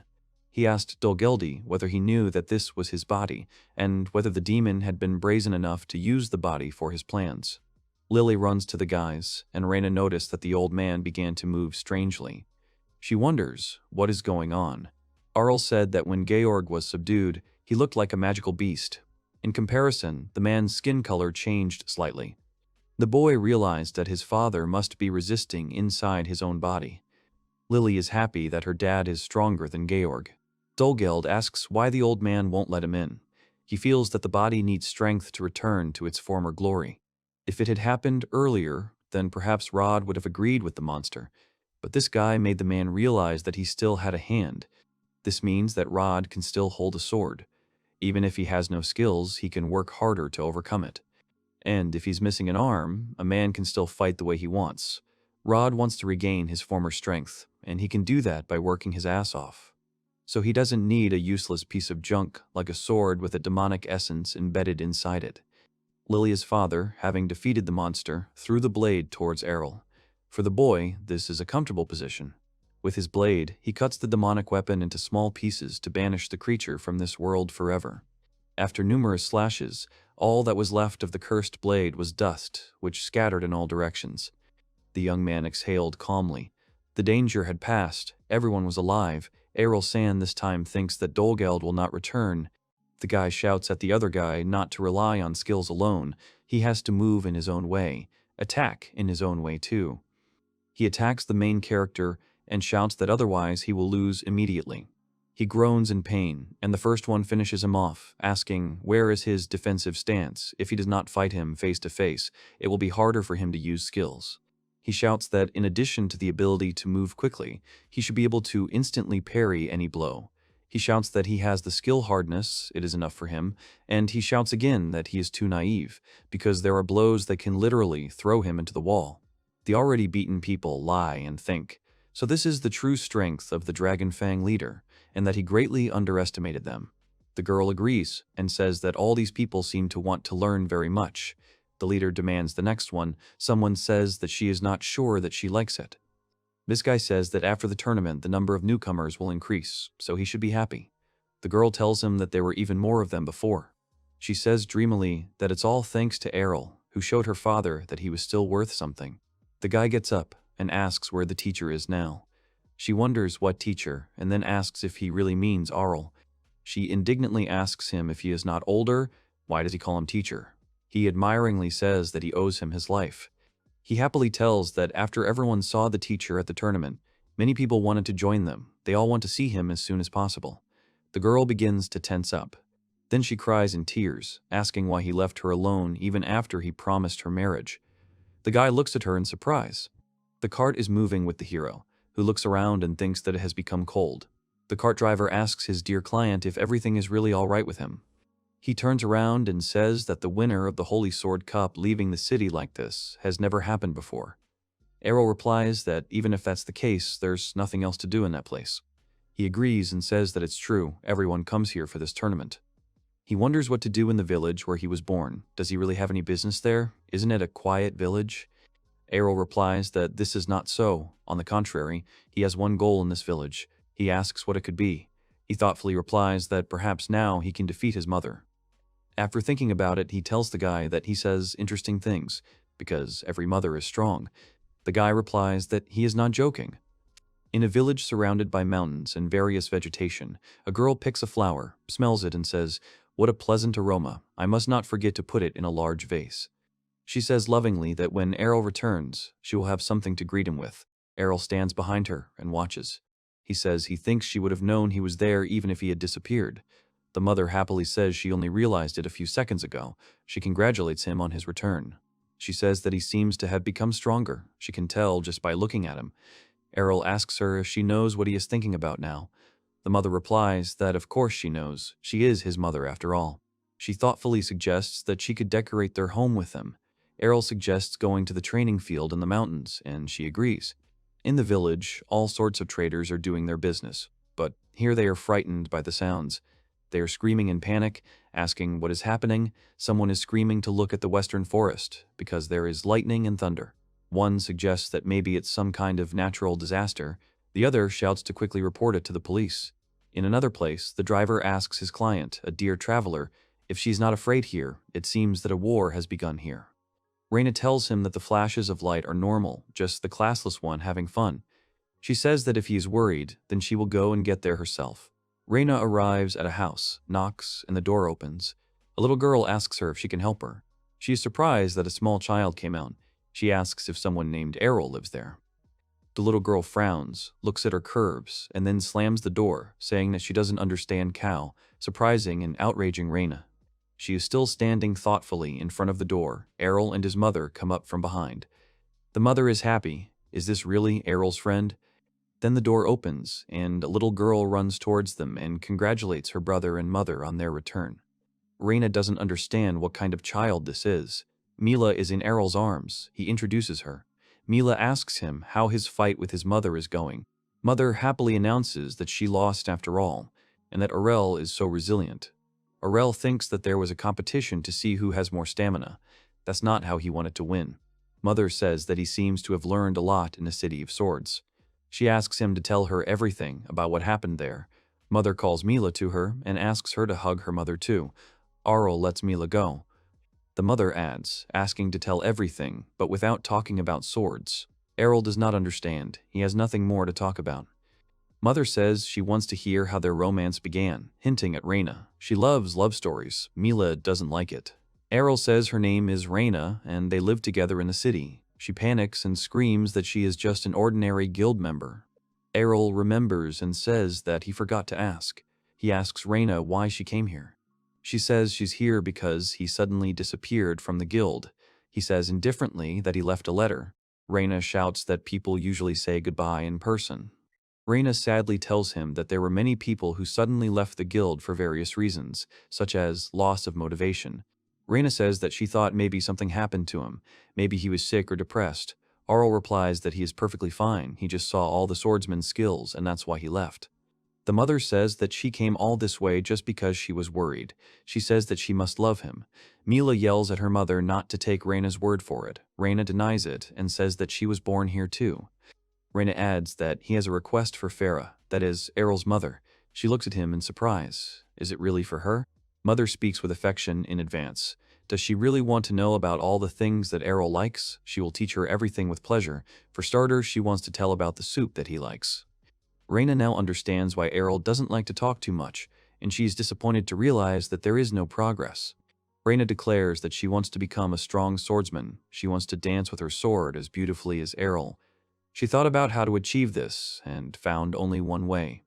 She bows to Farah and asks her to make her her apprentice. Arel, his mother, and even his little sister look at her in surprise. Mila sadly says that she will refuse her now. Arel agrees, saying that Mom doesn't really like teaching others. Farah continues to look at Reina, who is waiting for an answer. She wants to answer something, but then Evans comes in and shouts at Farah. Farah asks him what the rush is about. He shouts that they saw a natural disaster in the mountains to the west. He asks if she knows anything about it. There were thunderclaps and fire lit up the sky. Farah smiles awkwardly. Arel thinks that she and her mother fought in that place. Evans says that's why he was going to ask her. Then he looks around and sees Reina, who is his daughter. Farah says that she's Evans' daughter and that she looks just like her mother. Evans asks her why she is at Farah's house. They don't know what to answer. Farah says that the thing is that from now on she is undergoing her training to become her future wife. Evans is embarrassed and says insinuatingly, covering his mouth with his hand, that he understands and that Reina has grown up after all. Reina screams in panic that this is not true. Farah tells her not to be so nervous, and Reina insists that she wants to know more about the swords. Here, Mila also shouts to her mother that swords will be enough. Everyone looks at her. Mila looks at her brother and asks, he didn't want this either. However, Arel is no longer with them. They wonder where he disappeared to. Someone suggests checking the forest to the west. They take Reina with them. At this time, Arel knocks on someone's house and is told to come in. He opens the door and tells his father that he has returned home. His father congratulates him on this. He says that he heard Mila's voice outside. Did he really bring a cute girl? Arel starts saying that Reina is not only cute. The father wonders if this is true, then he must see her immediately. He says that, besides, he wants to talk to him about something. He asks what it is. He says that he won the duel with his mother today. His father congratulates him and says that he knew that he could do it. Arel says that the second he won, he felt like what he had done all this for had evaporated. He clenches his fists and says that of course he is going to continue training, but right now he has no goal. He doesn't think he can continue training as hard as before. He says that he still doesn't want to rest and that he is not satisfied with moving forward at half strength. His father listens to him attentively. Arel says that's why he wants to go in a different direction now. He turns to his father and asks if he can teach him magic. His father looks at him, confused. A second later, a loud, bewildered cry is heard. Mila screams that she found her little brother and then tells her father that he will dislocate his jaw. Arel's mother tells Reina that if she is going to teach her, then she must wear something. She hands her some clothes. Reina thinks that learning from the Blade Princess requires special equipment. Reina agrees, and her mother says that is the correct answer. Reina puts on this clothes and indignantly shouts that it is an apron. Mother says joyfully that now they are the same. Mila thinks that only she and her mother can wear the same clothes. Reina says it looks like they're going to cook food. She says that's right, that's what they're going to do. She tells her that she will teach her how to cook Arila's favorite dishes. Reina's eyes widen in confusion. She starts awkwardly saying that she wanted her to teach her blade fighting skills. She says that's a blade too. Rena wants to object, but she says that, did she know that Arel also learned from her? There are swordsmen who use knives as weapons, so these skills may be useful to her. She remembers these words of Arel. She suddenly shouts that she is ready and that she will not give in to him in this. Mila sighs and says what a simpleton she is. The mother hands over the vegetable and then tells her to start by cutting the cabbage into pieces. She confidently takes the knife and the cabbage, but then hesitates, looking at the vegetable.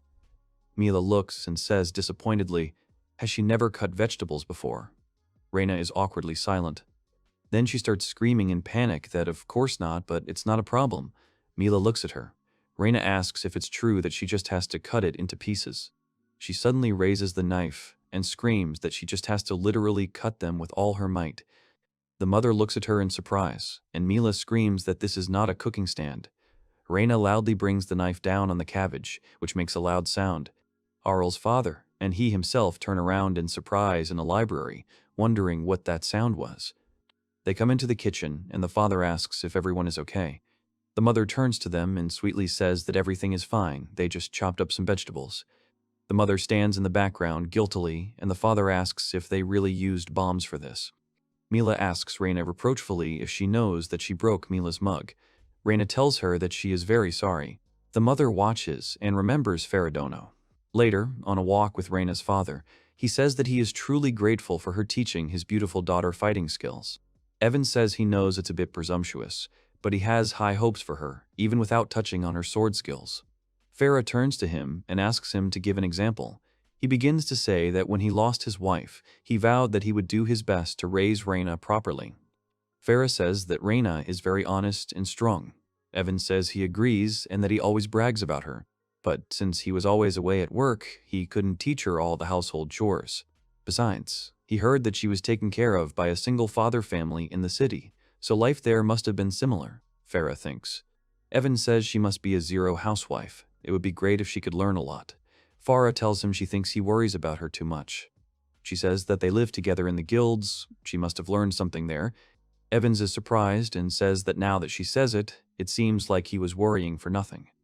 Returning to the household, Farah tells Rena that she sees the need to teach her household duties from scratch. Rena resists and says that her sword skills alone will be more than enough for her. Farah sternly says that no, that won't do. Farah tells her that if she wants to learn the strongest sword skills, she must first perfect her body and mind, and she must be able to do the simplest things in her daily life. She sadly agrees. Farah says that she will therefore live and study here from today onwards. Her father is having fun in the background and tells his wife that she seems to be having fun. Arel just wonders if he will really be living with Rena again, and Mila is horrified by this news.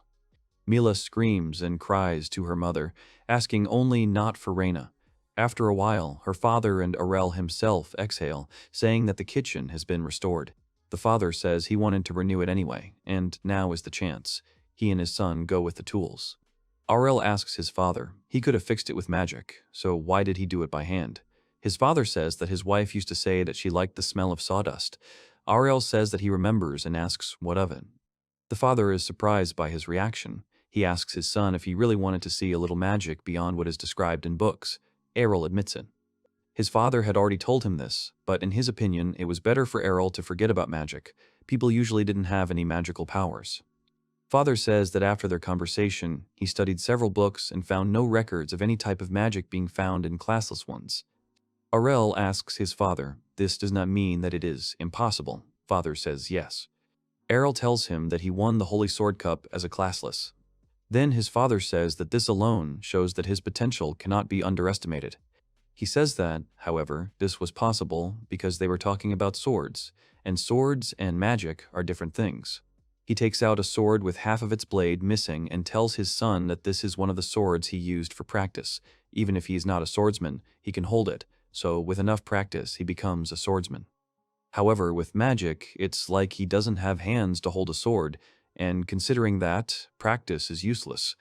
Arel agrees in his mind and thinks that it must be difficult. Arel tells his father that he said that humans do not contain any magical power. How can he even say such a thing? His father raises his head in confusion and looks at him expectantly. He says that once upon a time, after he received a blessing, he was able to use magic. He sees his son and says he doesn't seem to agree with it. Arel says that based on this, saying that he doesn't have magic is a bit of a stretch. It's just that he couldn't check if he has magic power because he doesn't know the skills. The father looks at him thoughtfully. The son says that he also dug through the manuscripts and did not find any refutations of this.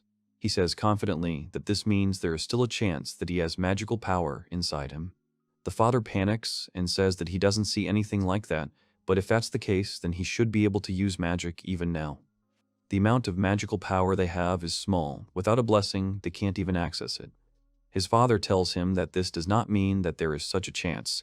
He is still surprised that he came to such a conclusion. He replies that it is all because he had one incident that made him believe it.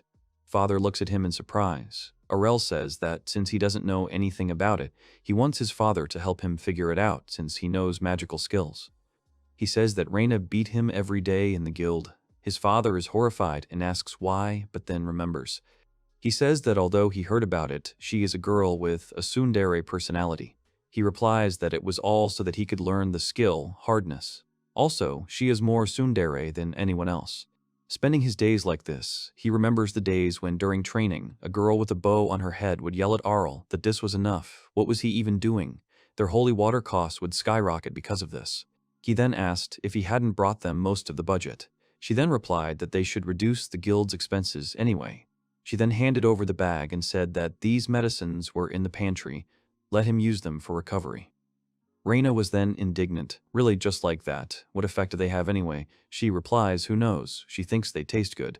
Reina was indignant that she was so frivolous about it. Arel opens the bottle and says that in a way they will practice his hardness skill. Reina then asks if he really wants to try them. He drinks. The girls ask if he's okay. It's not poison. He says he feels a little better. Then she yells that they can save some money with them. After that, he found out what exactly it was. And they turned out to be some kind of potions for using magical power. Father is very surprised by this story. Arel asks, because it is strange, why did he feel better if he has no power? Then Arel began to wonder if humans actually had magical powers. To find out if it was a coincidence, he continued drinking them. And as a result, every time he felt that something was being restored in him. He wants to suggest something, but his father shouts that they have a good chance. When he drinks the same potion, he feels the same. The father asks the son if he can feel it without potions. He says he can. The father asks if he can move it inside his body. He says he can. The father then tells him to try to pull it out, to imagine that it comes out to a certain point on his hand. Arel looks at his palm and says he will try. After a while, some smoke comes out of his palm. The father joyfully shouts that, without a doubt, this is magical power. He screams that he is already, without a doubt, the best son. He asks if he can use magic now. Arel tells his father that he already, his eyes close, the chair falls back, and he faints. The father stands in horror and calls for his son. He picks up his son and awkwardly says that he seems to have used up all his magic power. Then he will bring him a potion. Arel asks if he has used it. He feels like he woke up after a cold. The father asks his son what he should understand, why they cannot define magic themselves. Arel says with difficulty that it is because the amount of it in them is very small. The father hands over the potion and says that it is exactly as he said. The father tells his son as he drinks the potion that he can become #1 in the city of swordsmen, but considering the amount of magic he has, it is a good question whether he can become a wizard or not. Father tells that also what happened now is not magic, he just released his magic power. To use magic, he must increase the volume of this power hundreds of times. Arel asks his father how he can increase its volume. He shouts that he is lucky, because it is the same as with the sword. He says, clenching his fist, that by hardening his body, he will be able to gain more magical power by constantly using it. Arel sighs and says that means he needs to train every day again. His father says encouragingly that he can do it again. The father leaves and says that they are done for today and that it is time for a drink. Arel lifts his head and thinks that it is indeed nice to dedicate yourself completely to something. Arel gives his grandmother some coins and says he would like to buy all the mana potions she has. She asks if it is to restore his magic power, and his father is a busy man. Arel replies that it is not, and that it is for him. Grandma is horrified, then places her palm on his hand and tells him to remember that Grandma will always be on his side. She says that they have known each other for a long time, and she knows that he is a good guy, so she will give him a few for free. Arel says that he has enough money he asks to just give him the whole stock. Grandma screams that she can't just spend the stolen money, then her parents will be upset. Arel replies that he earned the money himself. Grandma cries and says it must have been hard for him, he still can't believe the gods decided to make him classless. Arel calmly says that even classless people can make money. Later, Arel comes home and tells about it. His father asks him in surprise if he didn't go to the nearest store. He was gone for a long time. He tiredly says that it would take a long time to explain. Later, outside, he and his father are training. Arel stretches out his hands, and a magic ball appears from there. Father claps his hands and shouts to Arel that this is amazing. There is as much magical power here as a novice mage usually has after the blessing ritual. Arel says that means he is starting over after 6 months. He picks up the bottle and says it is time to drink the potion. Arel asks his father if it is necessary for him to be able to use magic. His father sadly replies that it is not necessary. Arel says that doesn't sound very convincing. The father replies that the problem is that there is still one annoying problem. He hands over a piece of paper and asks to look at it first. He opens it and asks what it is. Is it really a drawing? The father says that they are called magic letters. Father says that in order to use magic, he needs a formula written in such scripts. It is used as a basic magical component. Arel asks about the formula. The father replies that it is some kind of teleportation circle that they found in the depths of the underground labyrinth. It was extracted from a formula used as a source that is activated by certain circumstances. There is an exception, though. Usually it creates something like this inside the head. Arel says that mages don't really care about that. Father says that they have a skill for that. Whenever a mage wants to use magic, the formula appears in his head. Arel says that sounds very convenient. His father tells him that he has no skills, so he has to make up the formula in his head himself every time. Arel says that it really does seem like an annoying problem. His father encourages him by saying that with enough practice he will get used to it and suggests starting with simpler things. He wants to tell his son something. They are interrupted by Reina, who shouts, so that's where they were. She tells Leon and Arel that she was looking for them. The father asks her what he can do for her. She says Farah sent her to tell her that dinner is ready. Leon shouts happily that it is time to go back then. He walks away humming to himself, wondering what she has cooked today. Arel is left with an open question, if only he could teach him the formula. Reina kindly says that his parents are very close. She wonders if it would be the same for her if her mother was alive.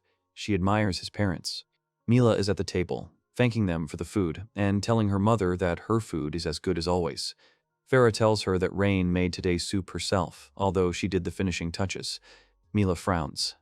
She proudly tells Reina that the vegetables in the soup were hard to eat, even though she ate it all. Reina looks at her with disappointment.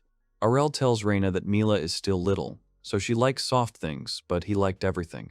He says it was delicious. Reina says she is glad to hear it. Reina suddenly turns on, puts the dishes on the table, and shouts for everyone to wait. Arel looks at her questioningly.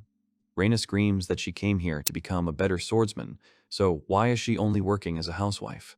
Farah tells her that the better she becomes at any household task, the more refined her sword skills will become. Reina asks why that is. She replies that it is at least because if she has less chores around the house, she will be able to spend more time on her training. Reina then says that she will try. The father looks on and says that they seem to be having fun. Farah hugs Reina and says that it's like she has another daughter. Reina remembers something, and she says that she heard that Arela has a sister or brother older than him. She replies that she has an older sister. Reina says that she hasn't seen her yet. What is she doing now? Farah says that she would create a world in which even classless Arel would live comfortably. She said this and left the city. Reina wonders if she really has to go that far for a guy as strong as Arel. Arel thinks to himself that he can hear her inner voice. Reina is washing the dishes. Mila is standing nearby and drying the clean dishes. Farah turns to Reina and asks if she can practice with her once she is done with the dishes. Reina happily replies that of course she can. She squeezed the plate so hard that she broke it. Mila looks on in horror. She yells that it was too harsh. Farah says that it seems she can teach her a lot. Mila yells at her mother that she spoils her too much. Father tells Arel that it seems that her mother liked Reina, as did he. He starts praising her and saying that she is wonderful and beautiful. Then Farah comes up and, with a threatening face, asks her husband, I wonder who he likes more. Leon says of course she does, and that she looks as young as ever, as if she were still in her 20s.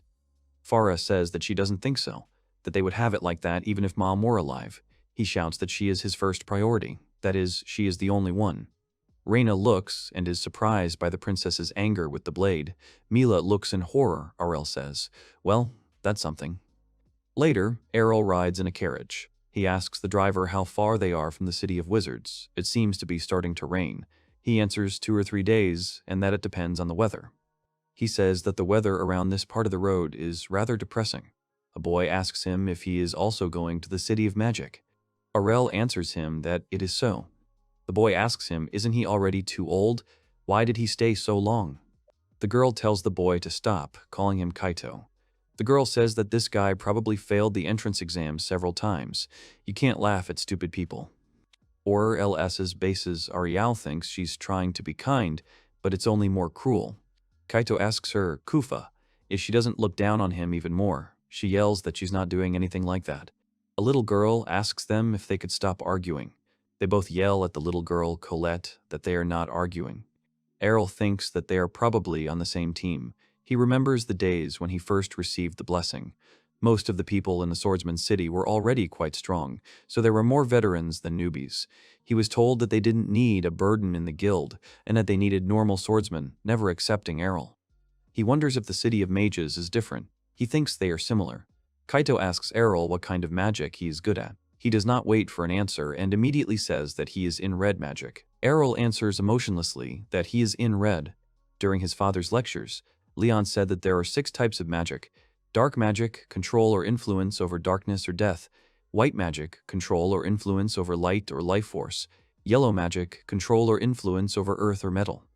Father says it is worth noting. The types of skills differ from person to person, and since he has no predisposition and limitations, they can try all the skills he knows.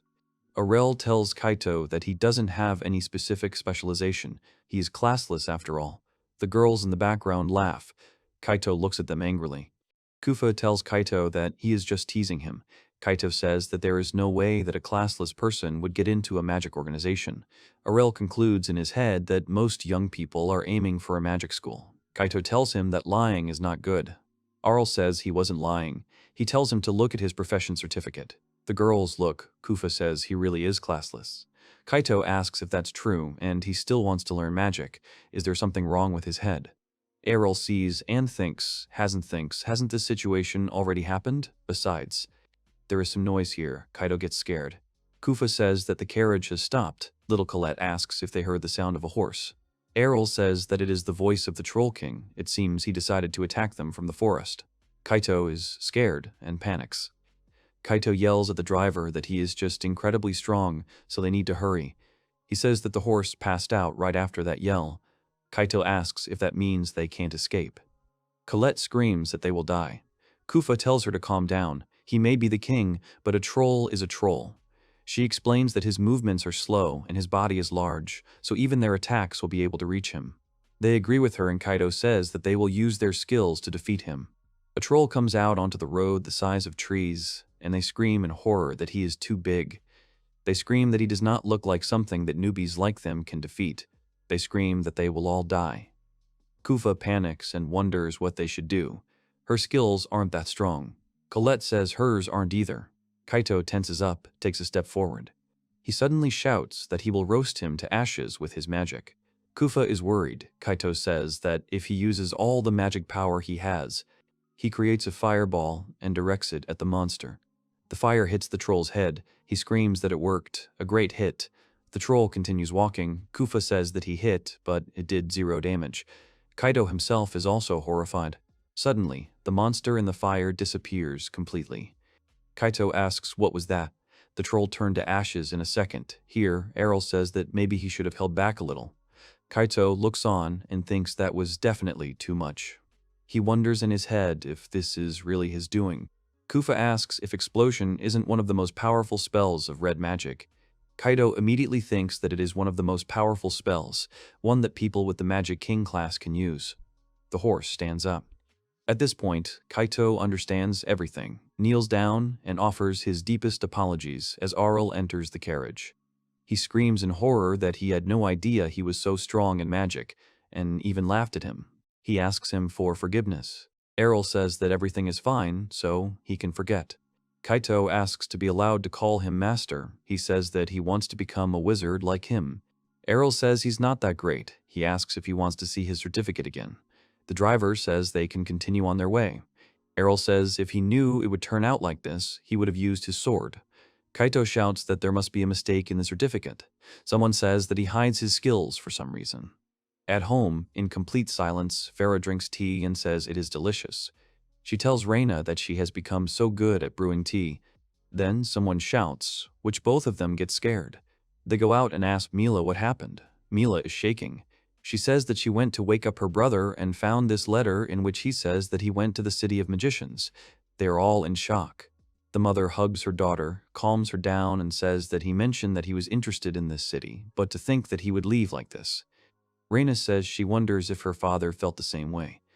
She decided to leave quite early. Her father said she wasn't ready yet, but she said the sooner the better. Reina says she thinks those who are left like that feel quite lonely afterwards. Farah then tells her not to leave them either. Reina says she won't give up. She still has so much to learn. Farah hugs her tightly, and Mila says that Mom is too happy about this, although she doesn't care.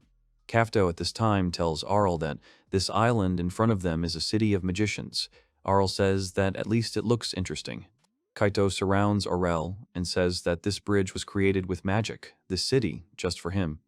Kufa says that this impudent Kaito behaves like a puppy. Colette looks and also can't believe it.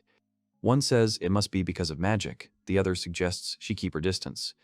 Arel feels like they have a terrible misunderstanding. Kaito asks him if he must want to take the entrance exams to the Red Skull Academy. He points to where he is.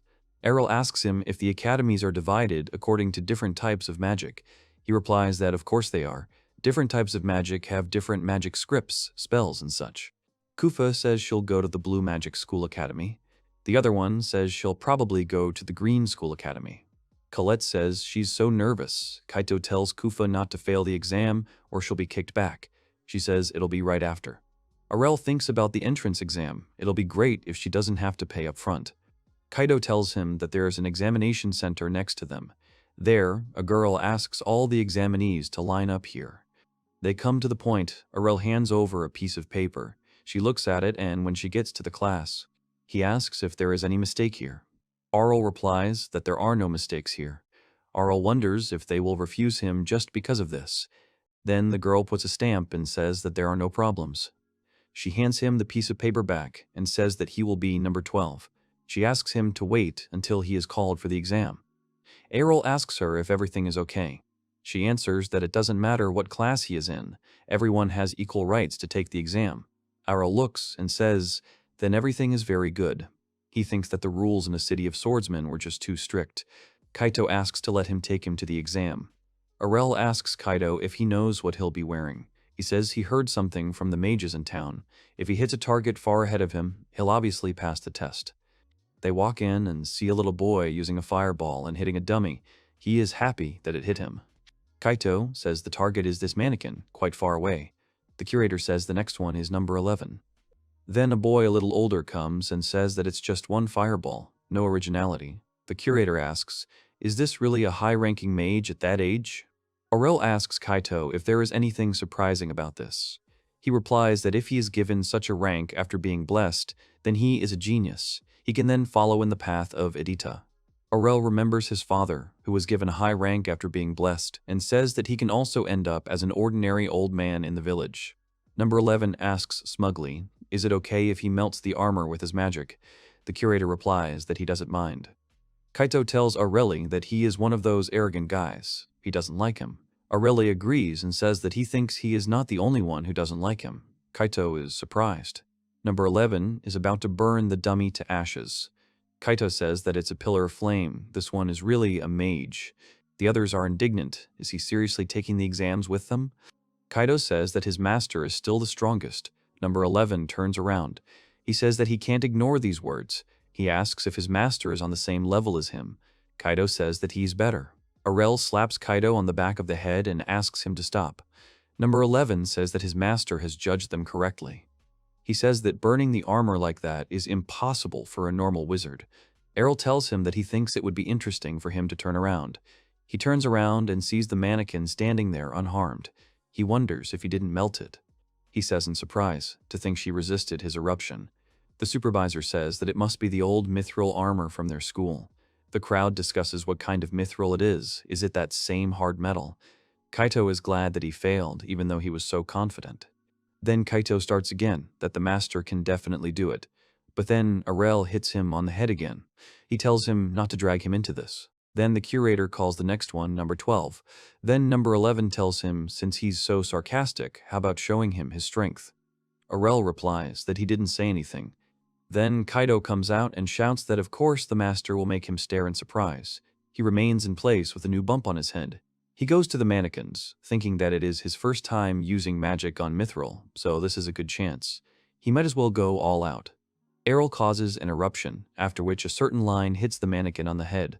Number 11 asks what that was. The pillar of flame was so small he only saw it for a second. He thinks it sucks. He says it's just like a stunt show. At least he found it funny. Then the dummy starts to melt. He screams that it can't be happening. The mannequin melts completely and loses its shape. Number 11 freezes in shock. Kaito screams that he has melted. Number 11 yells that this is some kind of setup because mithril can't be melted by eruption. Arel tells him that he is right in that it wasn't exactly an eruption. With the adjustment skill, he changed the concentration of the flame and the activation time. He wonders if he was the one regulating the magic. Kaito yells that he will be the one trying for him, so let him watch. However, Arel leaves. Kaito asks him where he is going. Arel replies that he went to other exams. At this time, Kufa uses a water ball and hits the dummy. She is happy that she hit it. Arel congratulates her. She asks him what he is doing here. Arel answers that he is taking an exam. Then the curator calls the next one. Arel uses Ice Age, which completely affects the mannequin. They are horrified again because it is mithril armor. Arel then goes to the Green School Academy. He sees Colette, who is crying and saying that maybe she really can't. He approaches her, which scares her. He asks her what happened, if she was correcting the exam. She starts screaming that her legs are numb from nerves, and she hasn't even reached the reception center yet. She starts to say that she is one of those people who becomes useless when she gets nervous. She asks Arel how he copes with it. He replies that unfortunately he is not that nervous, or maybe he does not realize it. She asks in shock if he is not nervous at all. Arel asks her what worries her. She says she is afraid of possibly failing. She thinks that this fear is the main reason. Arel thinks about it, then asks if he can ask one more thing. She says she can. He asks if she is afraid of failure because she has never failed. She says that it is something completely different. Yes, her life consists of failures, so she wants to avoid another one. Arel says that then he does not understand. If she constantly experiences failures, then why is she afraid of them? She listens and wants to say something. Arel continues his monologue that her life will not end. If she fails, she has already experienced them, she knows better. She looks at him in surprise. Arel says that he would understand if she died after failing the exam, but that will not happen. She agrees and says that of course it will not happen. She already says, with a smile, that everything is right. She will still have a chance, even if she fails. She thanks him and says that she will try. Continues the exam. Arel uses Tornado. Colette says in surprise that he launched armor pieces into the air. Arel says that it is not mithril. He moves on. He goes and thinks that he passed the exams for the Yellow and White Academy, so only the black one remains. He goes and says that this is almost an abandoned house. It seems that some stray animals live here. Then he hears some scream. He turns around and sees a woman. She asks where Gu is. Did he see her? She turns away for a second, and she disappears. Arel thinks it's best not to approach. He says he can still hear sounds from the box. She looks and tells Gu that it's Mommy. She pulls out a strange creature and says it's a chimera she made. She asks if it's not cute. Then another one comes up to them and says that she still can't learn. Behind Arel and wishes well to the Black Academy. Arel is surprised and immediately cuts off the skeleton's head with his sword. And the skeleton indignantly grabs his head and asks why he cut off the head of such a young lady like her. Arel asks if it's some kind of undead monster. The skeleton puts its head back on and says no, her name is Retalia. Arel says there are only weirdos around. No matter how you look at her, she's still a skeleton. Retalia says she's a great office worker. He turns to Retalia and asks if she will take him to the exam. She replies that the Black Academy has no exams. She says that there are only children here who want to learn black magic. They are happy to have anyone. Arel says that he doesn't know if this is a good idea. In the background, a woman keeps kissing her Gyu. Arel thinks that it seems he has no choice here. Here, Kaito and the girls catch up with him. They are out of breath and say that they finally found them. Arel asks why they are in such a hurry. They ask him if he will choose red. Another says blue. The third one claims that he should choose green. Arel asks them what they are talking about. Kaito asks about the academy he will be attending. They say they know he was accepted to 3 academies, but which one will he go to? Arel replies that he didn't plan to choose one. He'll be in all 3. He replies that that's not possible. Arel says something about 6, and then adds about red, blue, green, yellow, white, black. He plans to visit them all. Everyone looks at him in surprise. Arel counts the cards in his hands to 6. Kaito says that these are student cards for each academy. They are all surprised. Kufa asks if he really got accepted to all of them at once, if no one said anything. Arel says no, it seems they don't share information between different academies. The 3 of them look at Arel with interest, sitting on the steps. Arel says he got his tickets and looked at each one. He thinks there won't be any problems with them. Then his face darkens. Kaito asks if something is wrong. Arel says that the lectures are held at the same time. He forgot about that. Kaito says that he also said that it is impossible to attend all the academies at once. Arel says that the attendance requirement for the exams is around 20%, so it seems possible to pass. Colette tells him that he won't be able to pass the course without attending the lectures. She says that the information itself is not note-taking, so he must take notes. Arel says that he understands. He thinks. Then he asks them if he can borrow their notes. Kaito says of course he can. Kufa says it can't be helped. Colette will be happy to help. Arel says that the problem is solved then. Arel says that the Black Magic Academy has introduced self-study. He looked at the curriculum, and it's weird. Retalia said that they don't have any lectures. Kaito wonders what kind of crazy academy this is. Arel says that yellow and white are left. If he takes care of them, everything should be fine. Kaito says that's right. Kaito tells him to go to the Red Academy lectures first. Kufa asks Colette if she heard. They will succeed. They have to go through one academy. Colette awkwardly says that they are not Arel. Kaito shouts for everyone to get ready for the first lecture, and they happily head off to their classrooms. Arel and Kaito come in. He asks where he wants to sit. He says somewhere in the back. Number 11 is sitting in the audience. He stands up abruptly and shouts that it's him again. Arel just walks past. Kaito looks at him questioningly. Number 11 shouts at him that he can't ignore him like that. Kaito tells Arel that it is the loser from the entrance exam. He shouts angrily that he does not remember losing to him. Number 11 desperately says that he misunderstood the magician losing to the wizard. Arel tells him that he is not a magician. Number 11 tells him that he thinks so too, even though they are both beginners. It is not strange that at his age he is already a magician. Arel says that he is not a magician either. Number 11 is horrified, wondering if he is even higher, if he is the king of wizards. Arel replies that this is not so, and this is not true. Then the teacher asks everyone to take their seats. A teacher with a bald head comes and says that a lecture is about to begin. Then they immediately ask him a question. The lecturer asks number 11 for his name, who replies that he is Royce. He points to Arel and says that this guy used eruption on the entrance exam, so what class is he in then? The lecturer looks at the list and says that only 2 people use the eruption, Rice and Arel. Kakon thinks. The lecturer says that Arel is classless. Royce stands there in horror. The lecturer asks everyone to open their workbooks. Royce stays there with his thoughts. Kaito passes by and says that he will probably get used to it. The lecturer gives a lecture. Kaito barely takes notes and says that there are too many magic symbols.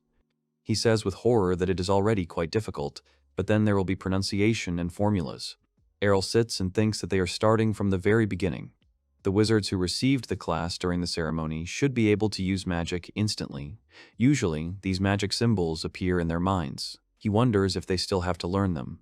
The lecturer says that. Perhaps there are those among them who cannot remember the magic symbols and sentences. He says that thanks to their abilities, they can use skills without knowing them. If they understand the formulas, they will be able to apply them better.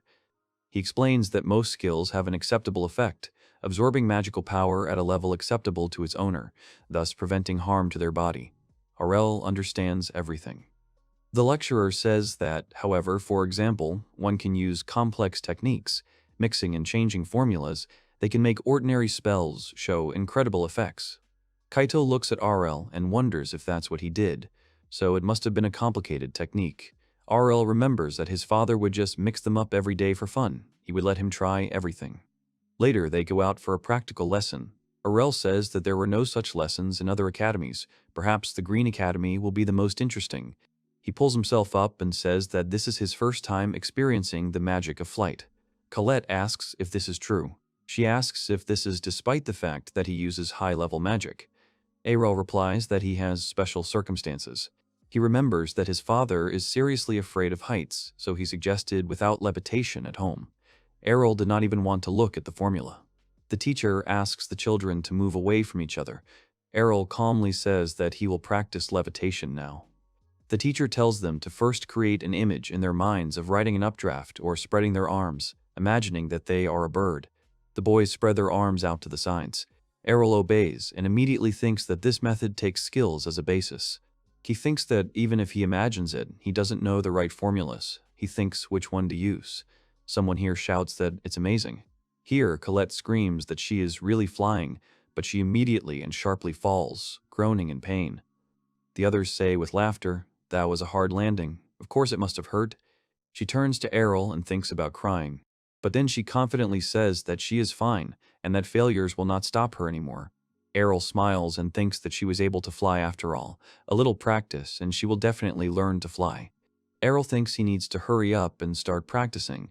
If he needs to imagine an image of an updraft, maybe he can use the tornado formula under his feet. A tornado actually appears under his feet and lifts him up, but after a while he falls even further. He is completely covered in scratches and bruises, saying that it was clearly a mistake. He gets up, coughs, and is dusted off by Colette. Then, one boy tells everyone that they are losers. He shouts at them to watch. He will show them how it should be done. He takes off. Colette watches and shouts that it is amazing. He says that he has been practicing levitation ever since he became a wizard, so he won't lose the race. Arel doesn't understand and asks about the race. Colette says that it is a game using levitation. She says that the Green Academy is known for this. They fly in races and determine the fastest one. The teacher says that by comparing themselves to others, they will not become better until everyone learns to fly normally. She asks them to help each other. Arel says it sounds fun, so he joins the race. The smart guy asks if he even heard it. He says indignantly that this is a flying race. How is he going to participate if he can't even fly? Arel says that maybe he can't now, but with enough practice. He interrupts and asks the teacher when the next race will be. She replies that it will be in 2 months. The guy turns to Arel and says that learning to glide is easy, but learning to fly properly takes at least 6 months. He takes off again and shouts at him not to even think about participating in this race. Maybe next year will work out. Arel says thoughtfully that if he mixes the wind with a similar formula and sets them up like this, Colette asks if he's really going to try that next year. He says no, and that he'll learn in a few months. Colette laughs. Kaito says that they had dinner, and all they had to do was go to bed. He just doesn't understand why they're back at the academy. The girls behind him apologize. Colette tells him that she was scared to go alone to get something she forgot. Kaito says that it's easy to get lost in the dark. He asks them if they will be okay now. Colette says that Kufa told him to come with them. She hides behind her and says that it is just in case. Kufa asks him if he understands. Still, with these rumors, he thinks the more of them, the better.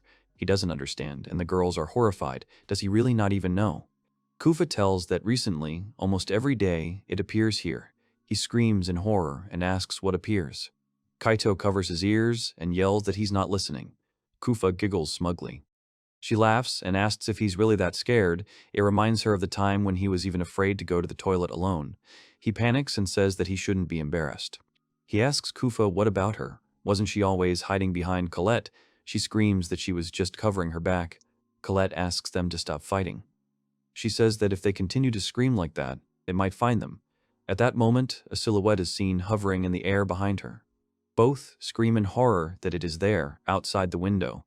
Then a dark silhouette opens the window, grabs Colette and covers her mouth. The other two, in fear, tell her to let go. Kaito says with a trembling voice that otherwise he will turn him into ashes. He uses fire, then the silhouette calmly tells both of them to calm down. They recognize that voice. It is Arel who asks them why they are here so late. Kufa shouts that she really wants to know. Colette asks him what he is doing here so late. Arel tells her to look down. Colette looks down and sees Arel floating in the air using levitation. Arel says that he is here practicing to prepare for the race. Kufa still hides behind her and says that means the rumors were about him.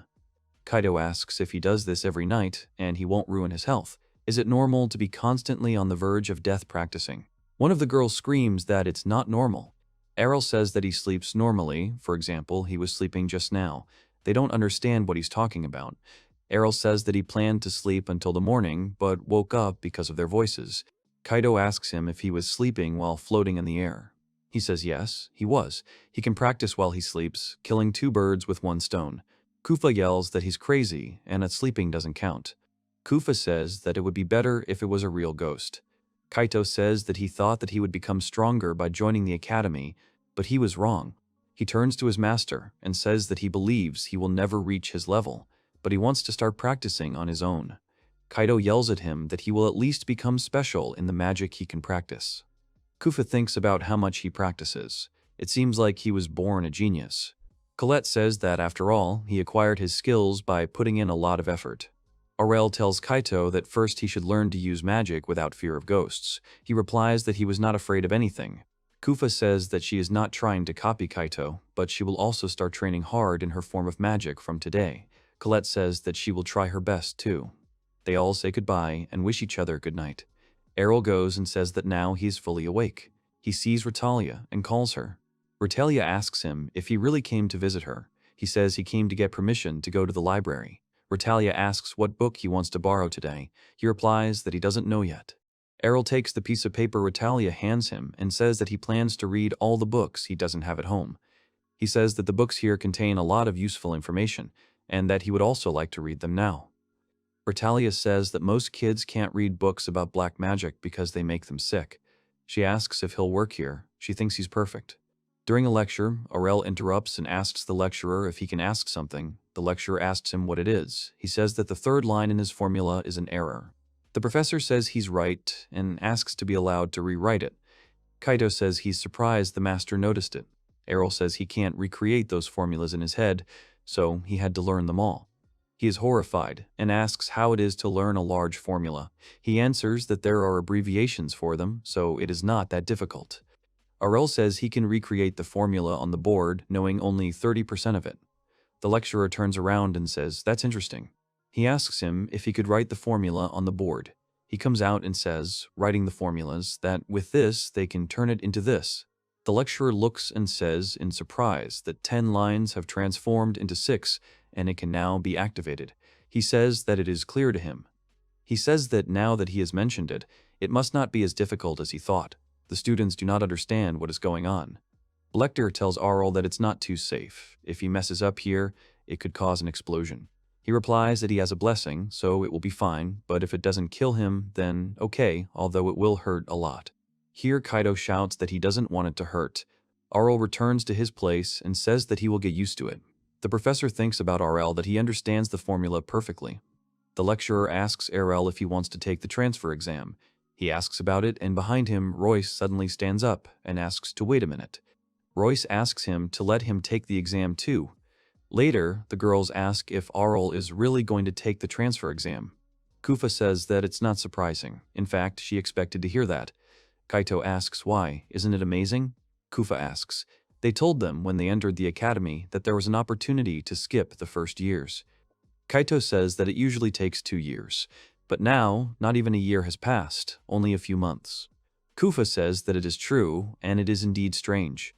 Kaito starts talking about Royce, touching on the topic of strangeness. Kufa asks what other guy. He shouts that this guy who constantly boasts about his high rank, he, like the master, also wants to pass this exam. Kaito turns to Arel and says how annoying it is. Arel asks him if he's serious. There's nothing wrong with taking advantage of the chance he's been given. Arel says he can understand someone who hates losing. Kaito says with horror and regret that the master really likes Royce. Kufa says that envy is a bad thing. Kaito tells her that he is not jealous. Colette tells Arel about the transfer exam. She is interested in what it consists of. She happily says that she will also hand it over in a few years, so she asks him to tell her about it in detail later. Arel happily agrees. The lecturer tells Race and Arel that they will now begin the transfer exam for them. He points to the area for it. It's a long road with a hole. Arel asks why there is a straight corridor. Royce says he sees iron bars at the end of it. He says they have magical creatures trained outside the gates, especially for these exams. The lecturer says that the examinee goes down this corridor. After the cage opens, a magical monster will run straight at them, and they must defeat it before it gets too close to them. The lecturer says that if they can handle her, they will pass the exam. It's easy after all, but if she gets too close, they might get hurt by the attack, so he asks them to be careful. He asks who to start with. Arel says it makes no difference to him. Then Royce shouts that he will go first. He goes forward, goes down into the corridor. The lecturer asks him if he is ready. He answers that he is ready. The lecturer shouts that then he will open the cage. Royce sees a rabbit minotaur in front of him. The monster sniffs everything around, fixes Royce and starts running towards him. Royce realizes it's too fast. He uses eruption, but misses because the monster is too fast. Arel tells the lecturer that he did better than in the entrance exam. He changed the formula. The lecturer says that the lessons were not in vain. He says that, however, the eruption is usually used against static targets and is not intended for moving targets. In addition, the pressure of the beast rushing towards him makes him even more nervous. Royce keeps attacking, but misses. Here, the monster comes so close that its paw is near his face. He freezes in horror, but the minotaur disappears. He sits in fear and asks if he really disappeared. The lecturer smiles and says that this is a school, so they care about safety. Arel sees and thinks that the lecturer enjoys scaring the students. Royce comes out of a hallway, breathing heavily and thinking about how he couldn't hit it. The lecturer tells him that the result is clear to him anyway. He explains to a frightened Royce that usually this only comes after several years at the academy. What he has already tried shows his progress. The lecturer hopes that in 2 years, the other students will be able to defeat the Minotaur. Royce looks up and thinks that means he will be stronger in 2 years. So the teacher already knew about his ability level and still allowed him to participate. He wipes his tears and says that he realized that he is nothing and that he is just a weak mage, but he will not give up so easily and will continue to study to meet his expectations. The lecturer says that he has high hopes for him. Lecter says that Arel is next and asks him to go down to the corridor. He obeys. Lecter says that he needs to do the same. He has already prepared a magical beast. The gate opens. The same monster comes out. Arel immediately thinks that it is the same species as before. It looks much bigger and darker. The lecturer looks and recognizes the fur. Then a girl comes and tells teacher Bacchus that she is very sorry. There is a possibility that a high-ranking minotaur mixed with ordinary ones for the exam. He is horrified by this information. The girl screams that this is why they have to cancel the exam. She sees the monster and screams in horror that it is him. Arel stretches out his fingers and uses a fire spear. There are 2 of them. The mage girl wonders, really 2 at once. The lecturer says that they have less power than the eruption, but it is easier to hit a moving target. Once it hits the legs, it will immediately immobilize the target. As she said, it is a high-ranking monster. The monster dodges the blows. The girl screams that he predicted the trajectory and dodged. Lecter calmly says that it is quite problematic. They set up a trap that will stop anyone who attacks the examinee, but in this case, it might not work. The lecturer yells at Arel that he will stop him so he can go upstairs. Arel yells back that everything is fine for now. He confidently says that he will defeat him. The lecturer shouts that he will dodge any magic he throws at him. The girl tells the teacher to look up. She says that those are the spears that Arel just summoned. The spears fly back to the monster. They are amazed that the monster falls. The girl screams that they hit right in the legs, so the Minotaur does not move. The lecturer wonders if it was a coincidence, but then realizes it's impossible. He asks him if it was a stalking effect. He replies that it was, and that he was aiming for his back. And to finish it all, he uses the eruption. It hits the lying monster. It dies completely. The 3 close their eyes because it is too bright. There is nothing left of the monster. The lecturer looks at Arel. He thinks that even the best students had problems with the high-ranking Minotaur, and he killed it without giving it a chance. He thinks that his level is definitely higher than the new students. Besides, he is classless. There must be a reason why he hasn't been assigned a specific class. In reality, he sees him as a mage, or even more. He turns to Arel, Arel Leng. Arel turns to them. The lecturer congratulates him and informs him that he has passed the exam. Later, Kaito smugly says that this is amazing. Kufa doesn't understand why he is bragging about this. He replies that a student is always happy for the teacher's success. Arel says that he is not his student. Colette looks at the sighing Arel and asks if something is wrong even though he passed. Arel says that perhaps this exam is now more like an exception to the rule. Colette agrees and says that they usually take place once a year at the end of the semester. Kufa says it's just like this time, but if the professor gives his consent, it's possible. Arel says the teacher even spoke about it first, but it might be even more difficult in other academies. Kufa asks him not to say that he also plans to take the exam at the Blue Academy. He replies that not only at the Blue one, but at the other academies as well. Kaido shouts that the master can do anything. Colette shouts that she will also give it her all. Kufa does not understand their behavior. She asks him how unusual he can still be. If in the future she is told that he is a normal person, she will not believe it. The teacher asks him if he really wants to take the exam. What is he saying? She turns away and says that the exam is held once a year. He says that he knows. He says if this is possible if the professor agrees. She replies that this is only possible for truly gifted students. Arel asks her if she wants to see his blue magic then, and she replies that maybe after a few more lessons. Arel tells her that it's just a waste of time. He wants to move on without wasting time on lessons. She furiously asks what he just said. She asks him angrily if he is calling her lessons useless. He replies that he didn't mean that. He just wanted to say that they are not for his level. Kufa tells him that he is good at magic, but his choice of words is terrible. Arel asks if that is true. She says that if he wants to go that far, then why doesn't she look at his skills to see that he is worthy of the exam? Arel asks why she didn't agree right away. Kufa covers his mouth with her hand and apologizes to the teacher for him. Later they come to a room. He comes in and says that there is quite a small space. The teacher says that it is just a training area. Kufa is sitting on top and watching them. She thinks that she knows that Arel is strong, but Heigl, as the president of the academy, she is another candidate for the Magic King class. He really angered her with this. She doesn't know how this will go. The teacher suggests to begin, observing the rules of a training battle. No physical attacks. The one who breaks through the divine protection of the other first will win. Arel asks if he wins, she will let him take the exam. The teacher doesn't understand what he is talking about. She asks him if he's crazy, she's just assessing him. He says he can beat the teacher. Arel says thoughtfully that he'll never know unless he tries. He says that maybe he has a chance to win. The teacher is silent for a long time and then suddenly smiles. She tells him that he seems to be even more arrogant than she thought. Arel even looks scared. The teacher says that it is great if he is so self-confident, then she decides to start with something. She immediately uses Ice Storm. Kufa coughs behind her. She thinks, what's wrong with Arel? Her lips are frozen from the cold. She sees that everything here has frozen at once. The teacher says that it looks like if he didn't react in time, he turned into a huge icicle. She says proudly that he is behind her. The point of mock battles like this is to show off the strongest magic he has from the start. She turns away and says happily that it would be good to remember that. Then the ice starts to crack. She turns back and wonders what is happening. Arel's fist comes out of the huge ice. She looks at it in surprise. She wonders if he used the ice barrier protection spell. Arel comes out and shakes off the ice. The teacher thinks to himself that he prepared this spell in advance and activated it at the same moment that she did. That's how he blocked her attack. She starts to think that he seems to be quite good at creating the formula. Then Arel says that it's his turn now. He uses the ice edge.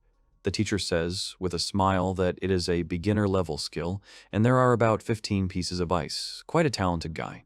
Kufa thinks to herself that her limit is 2 pieces. The teacher asks if he really thought he could defeat her with something like that. She reflects the edge of the ice. Kufa looks at her in surprise and admiration, thinking that Sensei is amazing. She intercepted all the ice cubes perfectly. Arelu now understands, so she is a real professor. She thoughtfully and demonstratively says that this reminds her of something. She tells him that he used the ice edge in the entrance exam, so he specializes in it. She says that it won't be enough to defeat her, even if he increases the number of ice chips. Arel asks if that's true. He suggests testing this theory. He uses ice edge again and says it's time to double the amount. The teacher says she just told him it wouldn't work. He attacks while she says even she can create about 100. Arel says more, 100 on the right side. The teacher turns around in confusion. Arel says there are the same number on the left side. He says there are another 100 behind her. She wonders if they are all at once. She thinks it's easy to increase their numbers, but changing the side they appear on requires a more complex formula.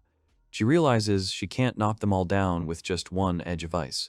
She uses the ice shield, but admits to herself that it is hard. Although the number is increased, the power of each of them should be less, but they hit as hard as before. But in the end, it's still a beginner level. He won't be able to break through her shield with it, in her opinion. She thinks that, if something happens, she will use those ice blades to defend herself. That way, she will save her magic power and defeat him with a simple blow. With the level of power he uses, he will soon run out of strength. She plans to go on the offensive once his attacks stop. He shouldn't have enough magic to defend himself. They all stand. Arel sighs and says he thinks it's time to end this. The teacher asks him what he's trying to break through her shield with. He says he made it so she can't break through her own shield. She doesn't understand. Arel casts an ice spear behind her. The spear from behind flies straight at her. She keeps thinking, after creating so many ice crystals with the edge of the ice, he can still use other magic. She keeps thinking that the ice spear is a very destructive skill. However, here she understands that she is trapped. The spear flies at her, the barrier above protected her, but inside she understands that it is about to break. She barely says that she's about to lose to the student. The spear breaks through her barrier. She really does lose. Arel later says that he got promoted to the Blue Magic Academy. Where should he go next? Colette asks how it was. Kaito says that he would really like to see it. Kufa proudly says that it was so cold there that she left halfway through.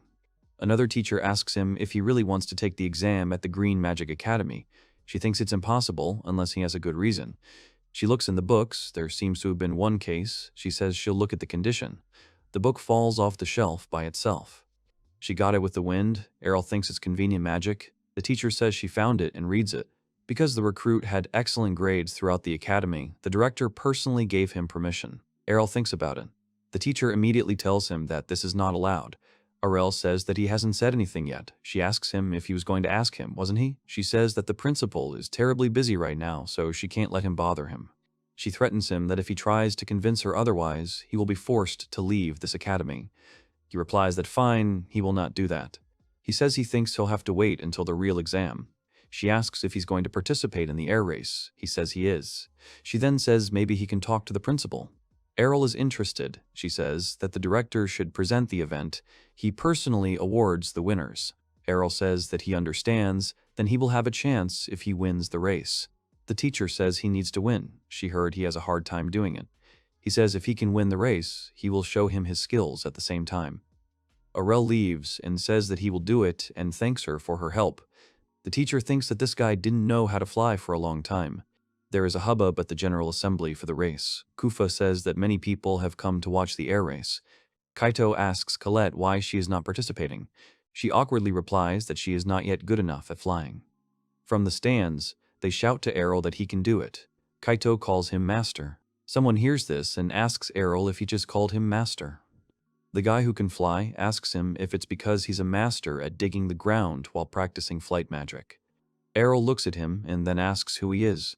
He angrily yells at him not to forget about him so easily. They go to the same practical lessons. He says that he is Stike, a guy who will become the best master of flight magic in the whole world. He keeps saying that he will become even better. Arel turns away and looks for the director, eventually finding him on the jury. The flock says that he will be the winner today. Arel says without emotion that it will be him. The flock thinks to itself that this guy is extremely self-confident, even though he can't even fly. He leaves and tells Arel not to embarrass himself. The host announces that it is time for the famous Green Academy Air Race, where they will play for the first Magic Cup of this term. The host today will be him, Grid, and the commentator today will be Dan Bell. This one asks to take care of him today. Kaito says how crazy his fame is. Kufa says that Dan Bell is really cool. Coletta says that he has a great voice. They turn to Kaito and ask why he doesn't switch places with them. Kaito asks her if she knows he's married and that he's much older. They ignore her and say that they just made eye contact. He definitely looked here. Kaito yells at the master that he should crush Dan Bell. Arel says that he is not participating. The host asks the participants to come to the white line. All participants stand up. The leader asks if they are ready. Then they begin. The air race begins. A boy loses his balance while flying and flies in panic to an unknown destination. It crashes into the wall, causing noise and smoke. The host says that contestant Marco ran straight into the wall and that he made the same mistake last year. It seems he won't learn anything. He informs the audience that a minute has passed since the start, and they can already see how the group is splitting up. One says that the leading group consists of 15 people. Another blonde says that he sees many new faces. The first two of the leading ones seem to be freshmen. Sayek angrily asks Arel how he got so fast. He replies in bewilderment that it is still somewhat slow. He explains during the flight that the race is mainly an endurance test. If he uses up all his energy at the start, he will fall behind at the end. The announcer announces that the leading group will soon reach the main gate, the first checkpoint of the race today. He says that after flying through the main gate, they must turn sharply to the right to stay on track. His blonde assistant says that if they take too great an angle, they will certainly fall behind, and if they turn too sharply, the centrifugal force will throw them off track. He says a lot depends on skill, but position in the group is also important. Psyche is flying and thinks he can't get behind, so it's better to be in the center. He plans to make the maneuver as soon as he flies through the gate. The hero decides that he will maintain his speed and make a sharp turn. The leader sees and says that here is the leading group. They pass the corner without losing speed. In an instant, some students fly away. The presenter says that these are the lucky ones who crashed right into the wall. This happens to them every year. He says that the members who made it through the turn are now heading to the neighboring town. He tells the sensei that he will go ahead and greet them. The presenter sees and shouts into the microphone that the leading group is already in the city. Another says that the newcomers are still not far behind. The goddess statue will serve as a turning point. She keeps telling them that they see how the participant, goddess of air Diona, is breaking ahead. Now she is in the lead. Sensei says, of course, she has won for 3 years in a row. They wonder if she will win again. Seik tells Arel that he won't let him go ahead. The host shouts that they have 2 participants here who are catching up with Diona. It can't be helped that they are both first years. The 3 discuss. Kaito says that the master must be one of them. Kufa wonders who the other one is. Colette replies that it might be Arel and Seik. The 2 of them fly by. Diona turns around and smiles. She says she's shocked to think that 2 newbies can compete with her. From behind, Psyche shouts, of course, because he's going to win. She reacts calmly and says that she wonders how long he will last then. They fly, the presenters follow them. The host shouts that contestant Dion has just sped up even more. She still has some speed left in her. He adds that slowly but surely, she is leaving the 2 newcomers behind. Psyche wonders if she hadn't been flying at full power before. He reaches out his hand to Dion and thinks that he is still not serious. The hero understands that if he flies seriously, he will be able to catch her. Dion's silhouette slowly disappears. He cries out in tears that he cannot lose. The presenter says that it looks like competitor Psyche has been left behind, but he deserves credit for such a result for a rookie. They can definitely expect more from him in the next races. Arel flies next to Diona. The presenter says that there is still one left. Diona sees him and decides to increase her speed. Arel reflects that he has been practicing his flying skills for about 2 months. He can't speed up any faster. In that case, he won't be able to keep up with her. So, in his opinion, it is time for extreme measures. A wind appears under his heels. He catches up with Dion, which surprises her. The hosts don't understand what happened because participant Arel suddenly sped up. The presenter says he seems to have seen some strange movement just before the acceleration. Sensei says it pushes away. He explains that by creating a cloud of air that he uses as support, he accelerates by constantly pushing off of this cloud. The presenter asks in surprise how it is possible to push off from the air. He asks the sensei if this is even possible. He replies that air can be compressed with green magic just as it can be repelled. But even so, the effect of this will be too small. The presenter says that the participant accelerates more and more. He says it looks like his leg strength must be at its limit. They can't believe it. Sensei says that he thought that such skills could only be in high-ranking swordsmen. Arel flies and hears them. He thinks that he basically got the idea. To be more precise, it is a hovering skill of a heavenly swordsman. The host shouts that they have finally arrived at the last section. The academy is already visible on the horizon. He says that both competitors are giving it their all. It seems they will have a photo finish. Sensei sadly says that this is bad. The host asks Danble Sensei why.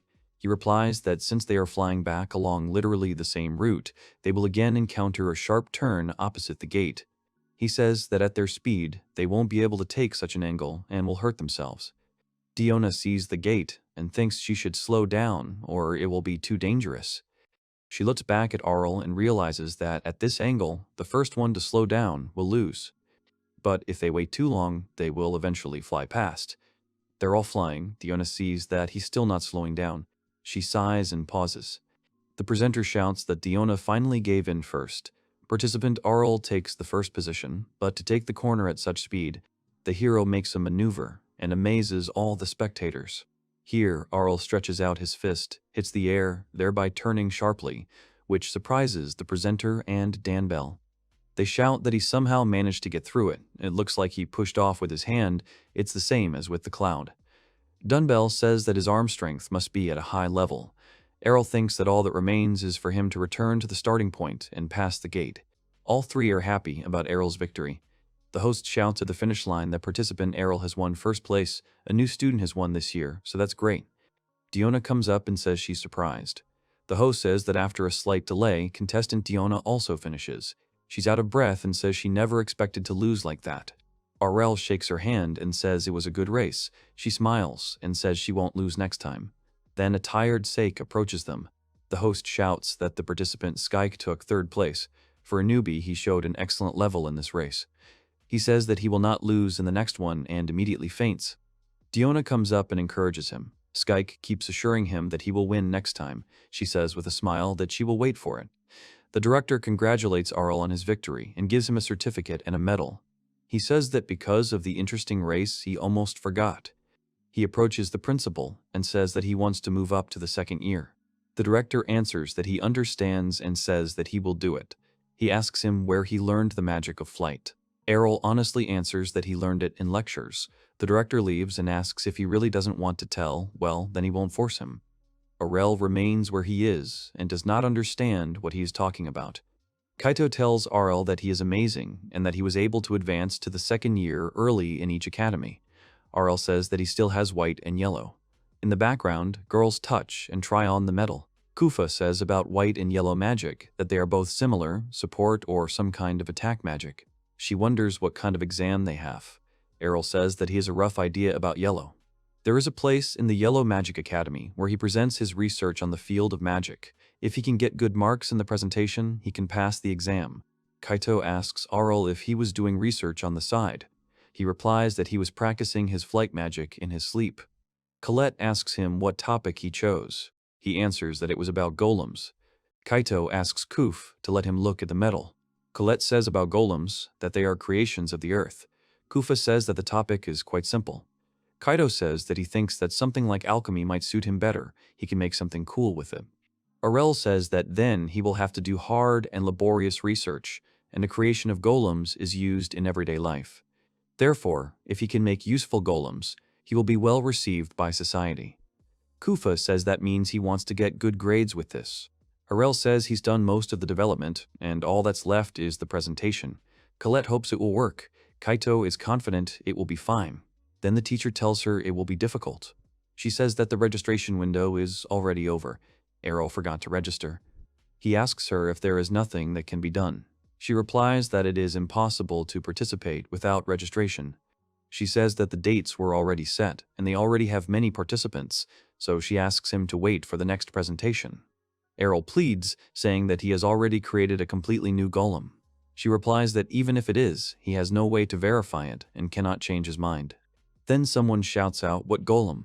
A man comes out and asks him if he is really interested in studying golems. He thinks he has good taste, so let him do it. Arel turns around and doesn't understand who it is. The man asks him if he really wants to create his own golem, then why not register him as his assistant in the research lab? That teacher tells this Rockwell sensei that it's unfair to the first years. Arel is interested, so he's a teacher. Arel asks him if he can present his golem if he becomes his assistant. He says, of course. Arel agrees with pleasure. Rockwell leaves happily, saying he is looking forward to future presentations. The teacher sighs. Arel asks her if that is a problem. She says that he may not look like it, but he is especially talented at creating golems, and his hobby is presenting his new designs at presentations. She says that he is focused on the battle golems. Arel says that he does not think it is a problem. She says that he always randomly chooses a student to fight and smashes them without any restrictions. Arel says that this is why he could not find anyone this time, and so he was wandering around here looking for someone. She reminds him that he can still refuse. He says no. He asks to be registered as an assistant. Some leader shouts that today is the day to show the instructors his new developments. He asks everyone to watch and enjoy this wonderful magic of the earth. There are a lot of works presented in front of them. Kufa says that the puppet theater and the luxurious buildings, she didn't know that you could do something like that with the earth. Coletta says that she would love to see all the new inventions. They ask where Kaito is. Coletta says that he went to see the alchemy presentations, then says that he is back. Kufa says he seems upset. What happened? He replies that at the alchemy presentation he thought he would be able to see some cool minerals created by magic. Kufa says that alchemy is a type of magic where he takes an ingredient and turns it into something else. Maybe that's why it's more important to understand the mechanics rather than the finished result. Colette says that it's good that he came back early, because soon it's Arela's turn. Arela happily asks if he's going to participate. Rockwell shouts that today he wants to show them his wonderful battle golems. People are shocked and say that he is a famous teacher who destroys his students. He says that he has never seen this guy near him.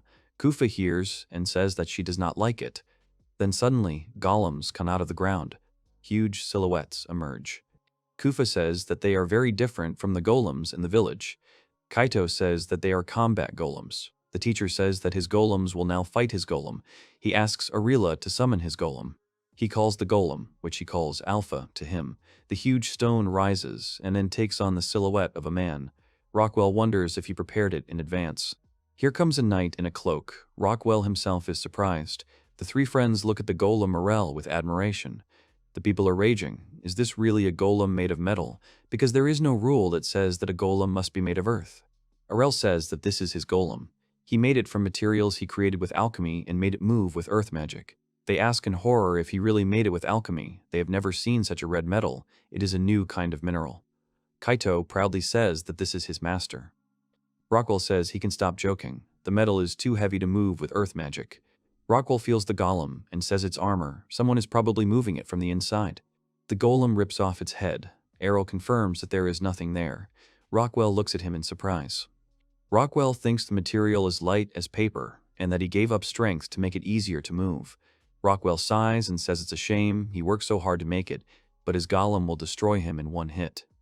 He says, however, that he should not think that he will give in. Now it's time to fight. He will show him the most powerful golem in the world, which he created. Rockwell's golem flies towards the Alpha and strikes, which he stops. The three are surprised that the golem is so fast. What about Arela? Kaito says that he can't see because of the dust. The smoke clears, and it is seen that Rockwell's golem's arm has fallen off because the Alpha defended himself from the blow. Here, everyone starts shouting that Sensei's golem lost. Is his golem really that strong? Rockwell freezes and says that it can't be. How can such a light metal have such strength? He says that it seems that he needs to act more seriously now. He restores the damaged parts and makes all the individual bodies more solid. All golems attack at once. Rockwell shouts that one of his greatest strengths is his large reserve of magic power, and he also has no problem moving all these golems. He confidently shouts that he definitely won't be able to handle all the golems with his bare hands, and now let him see the power of the world's strongest golem master. Arel says that he understands that he wins by quantity. He says that then it will do better than bare hands. Golem pulls a sword out of his own body. The trio are surprised that he actually pulled out a sword. Kaito shouts that it's cool. Rockwell laughs at the sword golem. It looks powerful, but it won't work, he thinks. He tells that the golem only moves according to the owner's skills, and yet it is only a puppet. It will be impossible to repeat the exact movement. He shouts that if he is an inexperienced fighter, there is no way he will win. Alpha simply spreads his arms in front of those golems with two swords, and they all instantly crumble into crumbs and fall. Rockwell looks on in horror. The people in the stand shout that it's amazing. They don't understand what happened, but Rockwell Sensei's golems were destroyed in an instant. Rockwell asks Arel what he just did. He answers that he cut his golems. He indignantly asks, really in one move? Arel stands there and doesn't understand. Did he not even notice? Rockwell says in horror that it's impossible. A golem can't make such precise movements with a sword. Arel says that with metal it's possible. The golem is a puppet made of earth. If its magic is depleted, it will turn back into earth. However, the armor made of metal can maintain its shape even without the use of magic. He does not need to use magic to maintain the golem's form, and instead must focus all his power on its movements. Arel tells Rockwell that this golem requires less magic and that it is the result of his research. Rockwell says that the logic makes sense, but it should be impossible. However, he sees a clear example right in front of him. Arel asks if he can pass the transfer exam with this. He is surprised and asks if he really came to the presentation just for the transfer exam. He answers that it is. He answers that it will not work because he is his assistant. Rockwell says that this skill of alchemy and his talent in its application will be pointless to leave him in the first years. He tells him that if he joins his research lab, he wouldn't mind talking to the director about transferring him. Arel says that sounds good and then agrees. The crowd is indignant. Is he serious? Does he even know what he's getting into? Arel with the paper later says that he got permission to transfer. He's actually quite a good teacher. Kufa says that she doubts it very much. Now only the White Academy remains. He knocks, the girl asks him to come in. The teacher says it's nice to meet him. Her name is Kaede. He may be the best student among the first years, but she still has to take the practical exam. She suggests they head to their destination.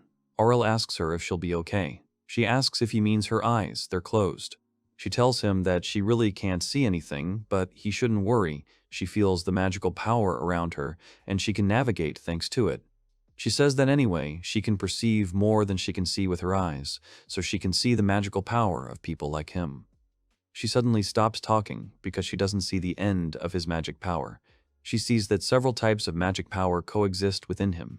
She says that in the current situation, they are still stable. They don't show any reaction to each other, so they manage to maintain balance without exploding. Arel asks her if she is okay. She trembles and says that she wishes she could take back her words. She tells him that the exam will be held underground near the White Academy. It is a tomb where the deceived royal family, whose empire was destroyed long ago, is buried. Since then, the magical power has been gathering here for centuries and was able to form a dungeon with undead living there. Arel lights a torch. Kaede says to be careful. The undead will try to destroy the source of light. She stands there wondering if they aren't trying to stop them or if it feels like they are disappearing one by one. Arel uses Holy Beam on each monster. She is surprised and screams that it is so fast and asks him to wait. Arel goes and asks if they are still far from the right place. She replies that no, because his task was to defeat the undead that appear here, so he already did it. She suggests that they go back. He must have used up all his magic power, so she will protect him on the way back. He replies that he only used 10%, she grumbles, and says that she understood his skills perfectly. She thinks that this is the first time she has gone this far. Arel notices something and directs the holy beam there. Some sound is immediately emitted. Kaede notices and says, "What an ominous magical power." The monster starts asking how he even dared. Kaede thinks that she didn't even notice her presence until Arel attacked. She says that high-ranking undead can hide their presence. She thinks that he is not hurt even after being hit by the holy beam. The monster starts to introduce himself, but Arel hits him with the holy beam again. The monster is indignant. What is he doing? Won't he even let him introduce himself? It would be polite to wait until he finishes. He starts to say something. Arel uses the holy cross on him. The monster turns to ash. Kaede exhales. They go up the stairs. Arel says that the monster just now, judging by its magic power, it was a high-ranking undead. Kaede says about this holy cross skill, only exorcists with long training and great skill can use this light magic. Arel turns away and asks if this isn't the same as the holy beam. She says that if he knows about it at his age, then she won't doubt him anymore. Arel comes and tells the boys that he also received the White Academy's approval to transfer. Kaito shouts that he has now mastered the magic of all the academies. Retalia tells Arel how energetic this is. Arel slaps her, causing the skull to fly off the skeleton again. She screams again, how cruel it is. Why did he cut off her head? He replies that it was because she disturbed him while he was reading. He remembers something while she puts the head back on. He asks what the special room at the back of the reading room is for. He notices that the door is quite strong, and yet there is nothing there. She explains that this is a place where you can practice any magic described in the books. Students from other academies can practice outside, but with their black magic, they could put other students at risk. Arel says that makes sense. He decides to try the grimoire right away. He takes out a book called Magic that turns people into ugly animals. He thinks it's weird. This book has no title and no author. Suddenly, the book starts to glow. For a moment, he felt a magical power radiating from the book. He looks around and doesn't understand where she went. It was a fairly high level of magic. He looks up and sees one humanoid. He tells him that it was a great job. Thanks to Arel, he managed to get out. Arel asks who he is. He thinks to himself that he looks like a human, but his appearance tells him otherwise. Arel says that means he is a demon. He says that is a good guess. He did not think that he would be sealed for such a long time. No one usually takes books from this dark place. He happily says that this is why he considers him his savior.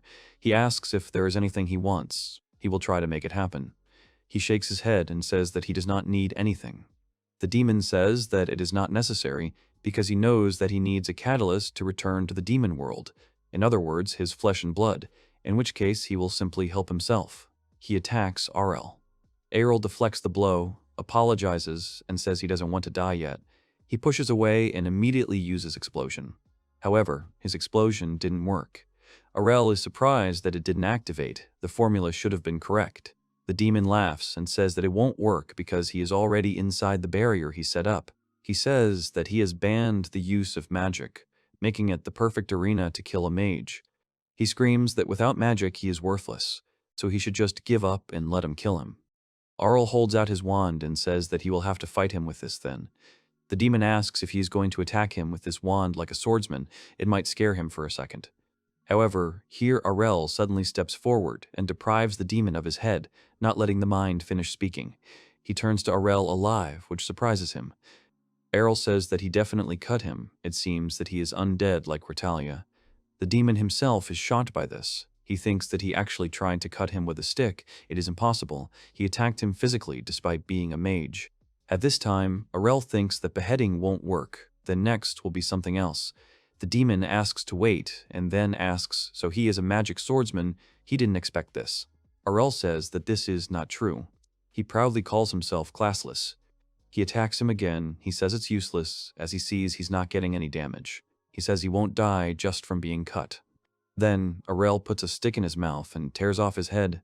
The living demon repeats that he is wasting his time. Arel does not stop and continues to tear him apart.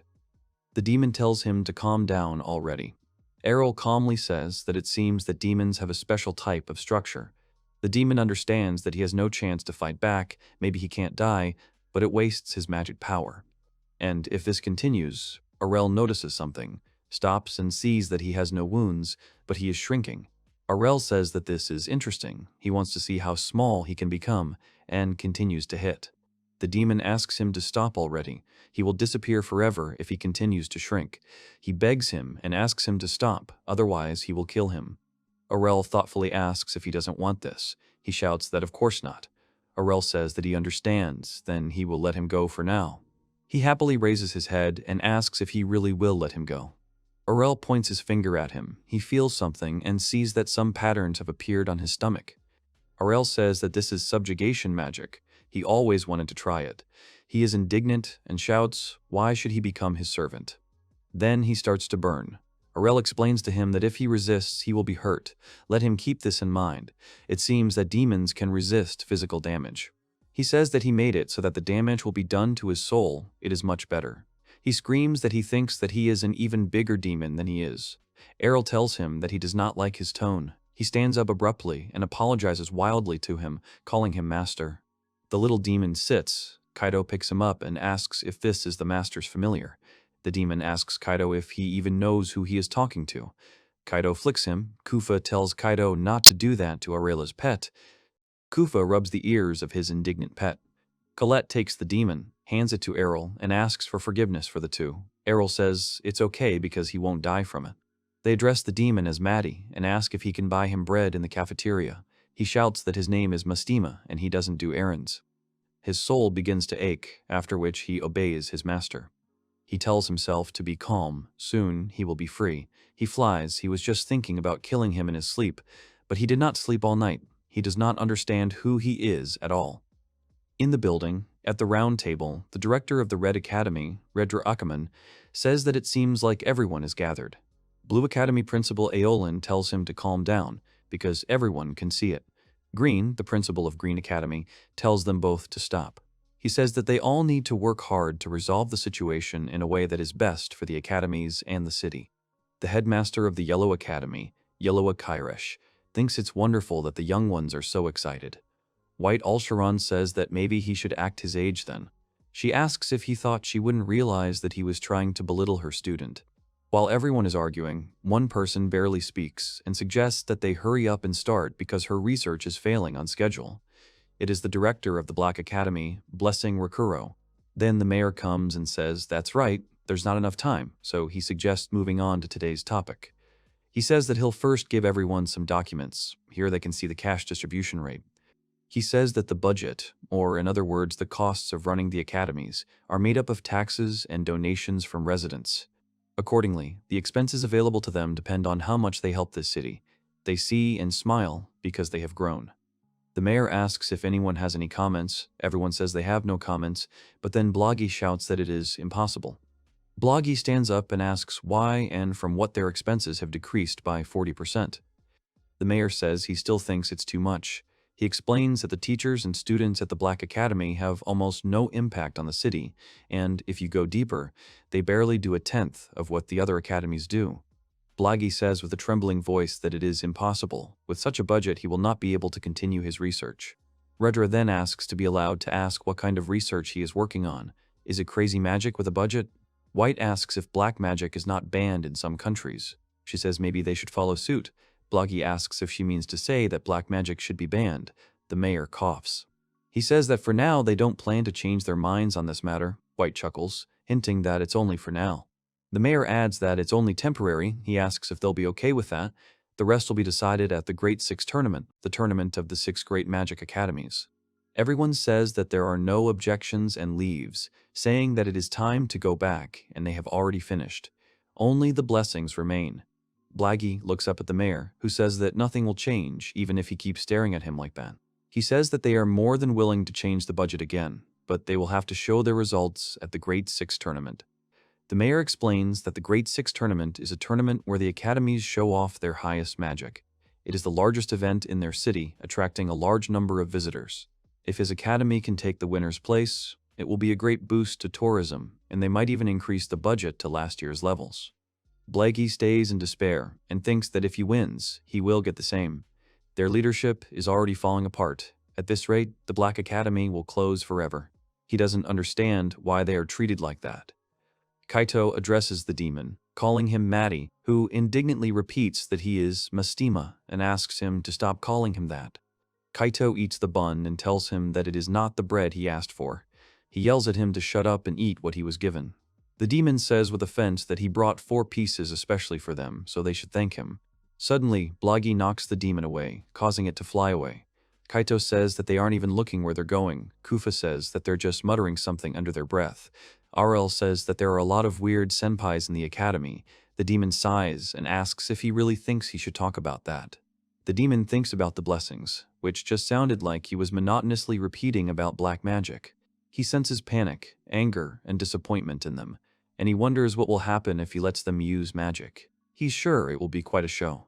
Blag reads the book, finds something, and says that he can handle this magic formula. He is sure that they will all regret laughing at black magic. He will show them its true power. People decorate different things.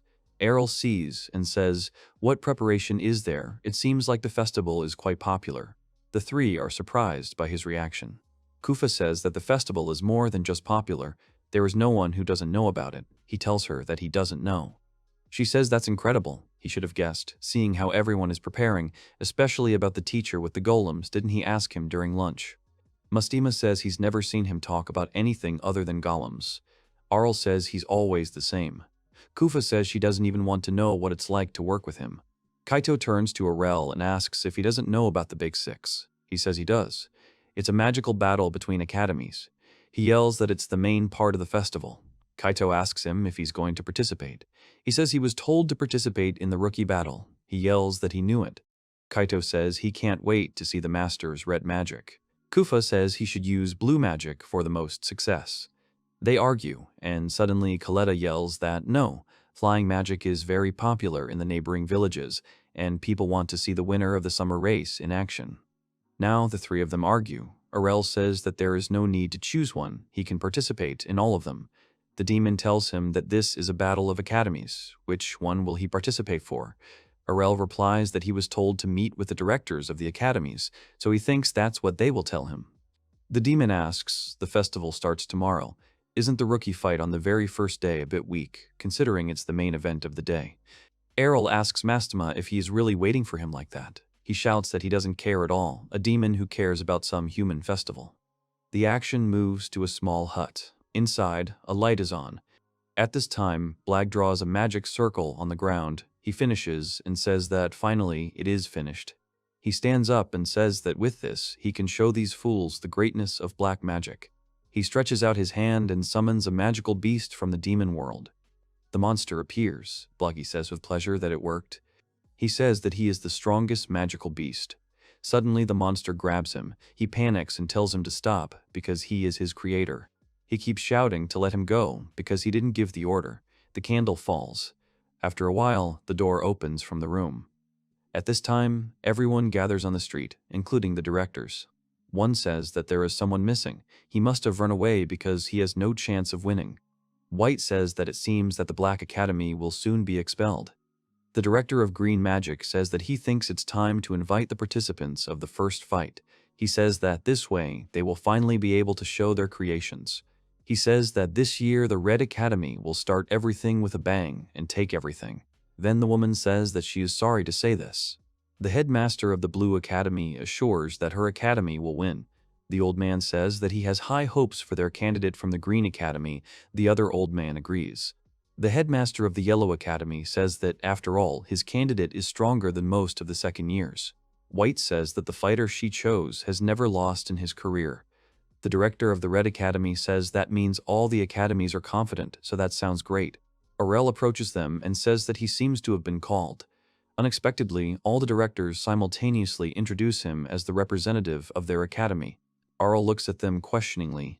The director of the Red Academy says that he is actually a student of his academy. He says that he passed the transfer exam as soon as he showed up. The woman says that's weird, but he did the same thing at the Blue Academy. He won a fight against one of the teachers. The old man says he is a student of the Green Academy. He won the summer race. The other says he belongs to the Yellows. He joined their research lab and worked on his own golem. White says he is a powerful white magic user and was able to reach the very end of the undead dungeon. Silence falls. They begin to understand that at that time, he studied at all 6 academies and showed inimitable results everywhere. They shout that this is impossible, that this cannot happen. Suddenly, something explodes behind them. They don't understand what just happened. Smoke envelops the entire area. Here, Diana stands and shouts to everyone that there is an emergency. She shouts that a giant monster has appeared on the airfield. It has already swallowed several students. Arel leaves immediately. The directors look at each other and make excuses. Mastema thinks to herself that it seems like things are getting more interesting. They stop in the sky. Diona is horrified by what she sees. Arel's face freezes in surprise. The monster absorbs everything. 2 students stand and try to hold it back. They understand that nothing helps. The monster spreads its tentacles. The monster grabs one. He panics, asks to let go, and in horror asks for help from at least someone. The director looks and wonders what kind of creature it is. Its color and size, he has never seen anything like it. She tells Dion to evacuate the students immediately. He himself will tell everyone what to do. Mastema says he never thought he would see this monster outside the demon world. Arel grabs him sharply and menacingly asks if he knows what it is. At this time, the director of the Red Academy attacks the monster. The woman says that it is not bad, and he confidently says that he will turn him into ashes, but he will fail. She says that it seems that he has extinguished himself. She confidently asks to give it to her blue magic then, after which she uses permafrost. The man tells him that she looks very pleased. She says that she will freeze him completely. However, the ice breaks. The monster breaks out again. The woman says in horror, "Did he really melt the ice?" He agrees and also asks, "Does he really have magic resistance?" The monster attacks. The director manages to summon an ice shield, but her barrier begins to crack little by little. She says in horror that it can't be, he'll break it so easily. The man says that means neither their attack nor their defense works against him. They scream that the shield is about to break. They use the earthen wall technique. Here, another director manages to summon an earthen wall. The old man says that it was close. The white magic of the great saint is simply amazing, energy is seething in his body. White says that he does not want them to suffer. They reason that the ice wall didn't work, but the earth wall seems to be holding. Maybe the creature is weak against yellow magic. The old man says he's not sure. He says that every magic wall is different. The earth wall will be stronger, but even if it worked now, it won't hold him forever. The director of air magic runs up to them and asks them not to rush.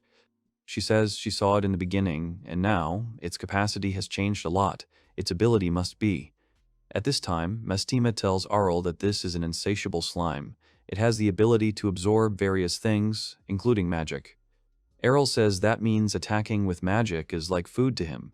Arel asks him how they can defeat him then. Mestima says he has no idea. Arel angrily grabs him again. The poor demon screams that he really doesn't know. He explains that he can absorb magic, but maybe physical attacks will work, but he will of course eat all the weapons. It will be hard to attack him. Arel thinks about physical attacks and says that we can try. Mestima asks him if he hasn't seen how the teachers cope.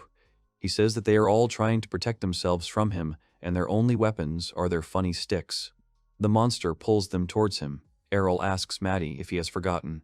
He cuts the monster's tentacles and says that he has a sword. Mestima says that this is an insatiable slime. It has the ability to absorb various things, including magic. Arel immediately thinks that if magical attacks do not work, then physical attacks are appropriate here. He feels for his belt and realizes that he has left the Zom sword behind. Looks like he will have to go back for it. However, he sees the whole situation and decides that he needs to keep the situation under control, and then everything glows from his hands again. Mestima gets scared. He doesn't understand and asks him what he's doing. Arel answers that he's using alchemy to create a new sword.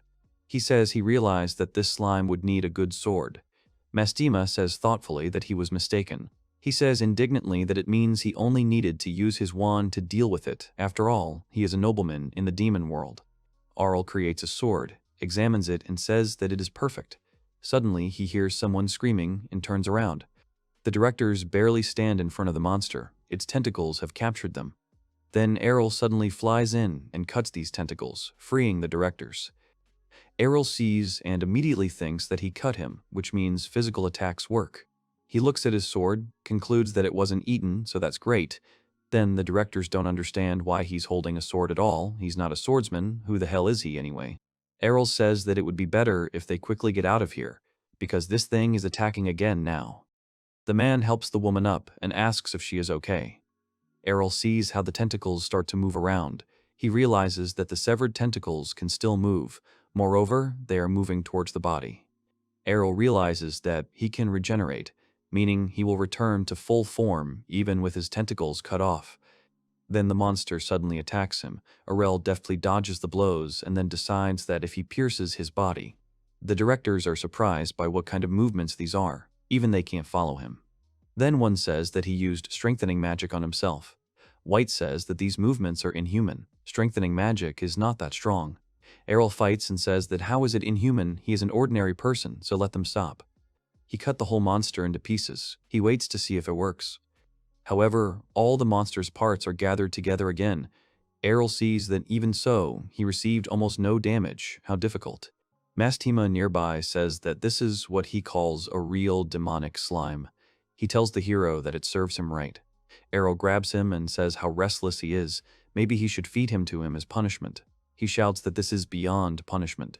Arel sees that the monster is about to act again. Arel asks Mestima if this means his flesh is different from other demons. He replies that he thinks he moves instinctively. Mestima tells him that since he is here, he has not eaten yet. Arel says that he seems to have decided to change his hunting grounds. It will be bad if he gets to crowded places. The monster attacks. Arel instantly uses the earth wall. The monster hits the wall. The directors all watch him. The old man says that means he can use more than just flight magic.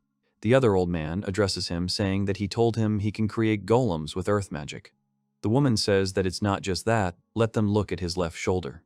She says that he has a familiar, and not just any familiar, it's a demon. They ask in shock if he made the demon his familiar. She answers that this is only possible with the help of black magic. They do not understand who he is at all. Arel closes the monster on all sides with walls and climbs up. Mestima asks him what his plan is, since he will soon eat this wall too. He replies that if the sword did not work, it must still need to be destroyed by magic. Mestima says that magic won't work, and that the monster will just eat her. He says that then he will use magic that can't be eaten. Mestima is surprised. The monster's tentacles are reaching for Arel. Arel extends his hands forward for magic. Mestima wonders if this is some new type of magic. He can tell it is a formula for red magic. He smiles, wondering if he really thinks this will work.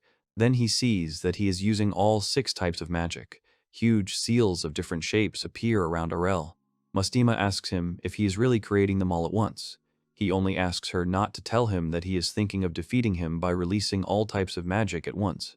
Mestima asks if he understands that it will just be a very nutritious meal. He replies that he knows this, so he will combine them. Mestima looks at him in surprise and says, "Do magic circles really intersect?" Arel throws it to the monster, telling him to eat it.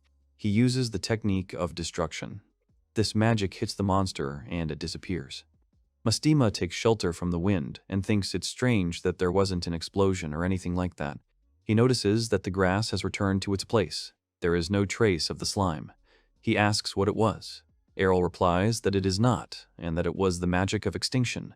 It erased all the magic in the area, since it could regenerate even from tiny pieces. He needed to destroy it all at once. He says that using all kinds of magic at the same time is a bit tiring. Mestima is surprised by his words. He asks his master if he is really a human. He answers that, of course, the thing is that the one who taught him this was... Here, everyone screams in horror about the magic of extinction. Arel turns to the directors. The old man asks him how he was able to use the extinction magic. Only someone with the mystic class of a magic king can use such a legendary magic. Everyone starts saying that he must be a magic king, and it is impossible. He is so young. They ask him what they should do, how they can become magical kings. Starry apologizes and says that he can't let such information slip. He says that he will pay him as much as he wants. The other says that he is ready to give him all his luck. All the directors start shouting to take everything from them. Arel asks them to calm down and says that he is not a magic king. He says it was his father. There is silence, after which one of them asks in horror if his father's name is Leon. Arel asks if he knows him, and he replies that of course he does, because he studied with him. He starts screaming that it was because of him that they always laughed at him because he was always in second place. He was only made a candidate for the principal's position because he left in his second year. The woman says Leon left despite all his success. The principal says that when she was in her second year, she heard about this Kohai. Although everyone had high hopes for him, he suddenly left. The old man says that it happened when he was in his senior year. There were rumors about an incredible student, but then he suddenly left the academy. Another old man says the same thing happened at the Yellow Academy. He thought he could inherit all his skills, but he left before he could tell him anything. White says the same thing must have happened at the White Academy. She says she now understands why she never saw him. Mestima starts to say that means the director of the White Academy is older than she looks. Arel says that most likely after that he went to the Black Academy. He says thoughtfully that means his father also went through all the academies. Everyone wonders in what sense too. Arel says that he also studied in all 6 academies. All the directors hang their heads in disappointment. They say, so that's why they chose him. Arel asks, didn't they know? The woman angrily shouts, of course not. Who would expect their student to do something so strange? The director of the Red Academy sighs and says that he is serious, like his father. Only he went through the academies sequentially. He studied in all of them at the same time, which means he surpassed even his own old man. Arel remembers how his father told him that he was taught magic even before he came here, a lot, to be honest. That director says that it means he did hear about the way to become a magic king. Arel replies that it's something between the lines. All the directors ask him to teach them. Arel asks if they are asking to practice all the highest rank magic abilities from all the academies. Arel says that is correct, at least that is how his father became a magic king. The director says that means that by learning only one type of magic, he will never reach the rank of a magic king. The woman says that, in other words, by dividing the types of magic into academies, the other adds that it makes it impossible for them to get someone with the rank of a magic king. White says that if they did get rid of the Black Academy, then the mayor comes and tells them that it is a great job.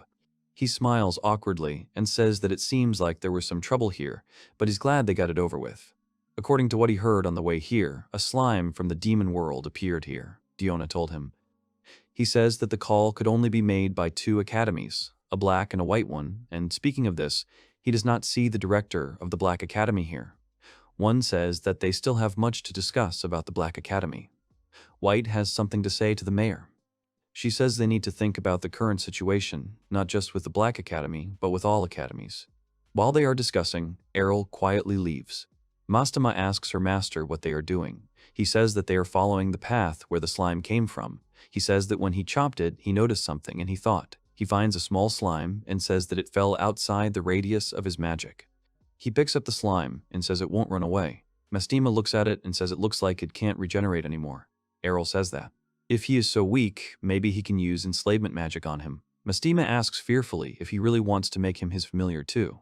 He keeps dissuading them and says that in his opinion it is better for him not to do this. They manage to avoid trouble, but what is Arel's next goal? There is a crowd on the street of the village, a lot of people. Kaito and the girls are also walking. Kaito says that although everyone was panicking because of the demon yesterday, today everyone is behaving as usual. Kufa explains to him that it happened quite far from the center. There were only a tiny part of the people there. A listless Colette follows behind and agrees with them, saying that the residents were not in danger. They approach her and sit her down on a bench. Kaito asks if she is still in shock. Kufa tells her to sit down and that they will go buy something. She sits and they hand her a paper bag. Kaito excitedly says that yesterday the Green Academy went through hell. He holds it out and asks if she can eat. She says she can. She takes it and with a sad face says that a demon appeared right on the flight training field. All the students at 8 belonged to the Green Academy.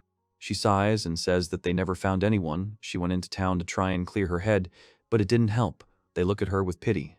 Colette says that they managed to find out a few things from their search, and maybe they can find out more by exploring the area. She tells him that it is located near the playground. There's a small storage room where the things for classes were kept. Kufa is scared. Could it really be from the premises belonging to the school? She tells him that there was a magic circle drawn on the floor, not to mention that none of the students could read it.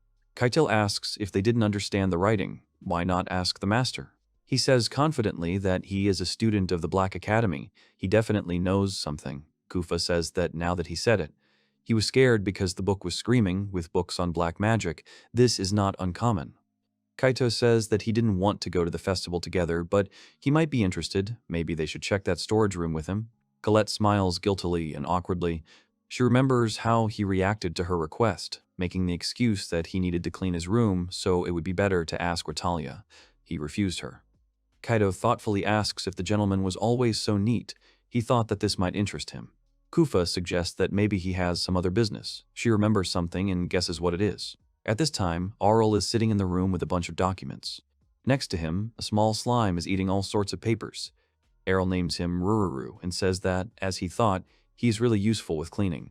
Arel pets the slime and says he's a good boy. The slime reacts very sweetly. Arel says that even though he and Mastema are both pets, Rururu, in his opinion, is much more useful. Mastema is indignant to himself. Who else is a pet here, calling him bad words? Arel reads it and asks him if he really just said that. He panics and says what he is thinking. Arel says nothing and burns him. Arel sits and says that Rururu has grown again. No wonder. After all, he eats so much. Although it is convenient, it is quite problematic if you leave him alone. He says that there is nothing to be done. You will have to use extinction magic to burn half of him. Mastema is scared of such magic. Slime shrinks to the size of a palm. Arel takes it in his hands and says that this is better, the perfect size. The demon thinks that this guy is not really human. Arel asks Rururu if he is happy. He responds with different sounds. Mastema looks suspicious. He wonders how he can be happy when he is treated like that. Arel replies that slimes do not feel pain. Mastema says that he does not think that is the problem. Then someone knocks on the door. Mastema tells him that he has guests. He goes to open the door. The guests open it so abruptly that he flies away. The 3 of them suddenly walk in and ask if he really wants to leave the academy. The girls look worried. Arel asks where they got such news from. Kufa shouts that Colette said he was cleaning up, so they thought he was preparing to leave the academy. They shout if they see that all the things have disappeared. Kaito asks if that's true. He just packed his things to come to a private room. Arel says no, he really was thinking about leaving the academy. Kaito is horrified by the information. Arel says that he has already read all the books in the library, so there is nothing more for him to learn here. Kaito cries and says in a trembling voice that it can't be, he hasn't taught him much yet. Arel sternly calls him by his name. Kaito begins to cry bitterly, and Arel thinks to himself that he doesn't remember him becoming his teacher. He puts his hand on his head and he hugs him. Arel says resignedly that if he gets a chance, he'll visit him. Kaito shouts that it's better that way. He says that first he will return to his family. They were probably worried about his sudden disappearance. After that, he thinks of visiting the Demon City. Colette asks about the Demon City. Kufa says the name is creepy. Kaito asks if this isn't the city in the center of the world where all the demons are gathered. Kufa asks him why he is there. He replies that he wants to become a monster trainer. Colette asks in surprise why him. He replies that he has been getting more and more of them lately and he needs to keep them under control. After hearing this, Kaito says that it means he has another one. He shows him the slime. They wonder if it's the same slime. The girls say how cute it is. Kaito is touched and says that it fits in his hand. Kufa tells him that he thinks of disgusting things. Kaito says that if he only named it after him, he would remember him and spoil him every day. Arel says his name is Rururu. The girls admire him and say what a cute name he has. Kufa holds the slime in his hand. Kufa sighs and says sadly, if only yesterday's demon was so cute. Coletta agrees. Arel looks at them thoughtfully. Someone bangs their fist on the table. At the meeting, the evil mayor shouts that this is impossible. What are they talking about? They cannot allow such a skilled student to leave the city. He continues to shout that he managed to reach the mystic class in magic. They have to leave him here and ask him for knowledge. The director asks him to calm down. He tells the mayor that they have confirmed that he is not a magic king. The mayor then says that even if he is not, the rumor that he can become is much more important. The woman says that he decided to leave the academy himself, and they have no right to stop him.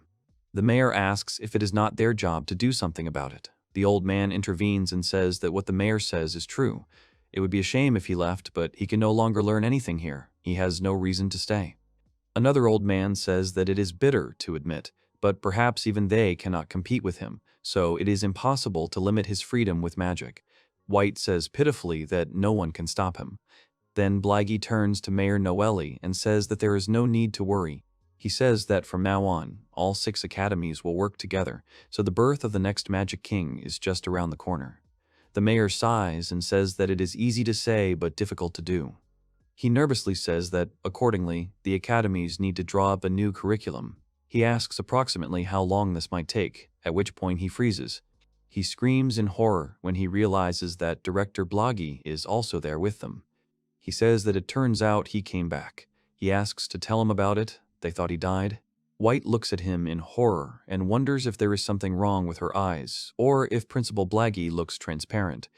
Odin yells that she is right, and that he is not even leaning on the chair. Mayor Noelle asks how this happened.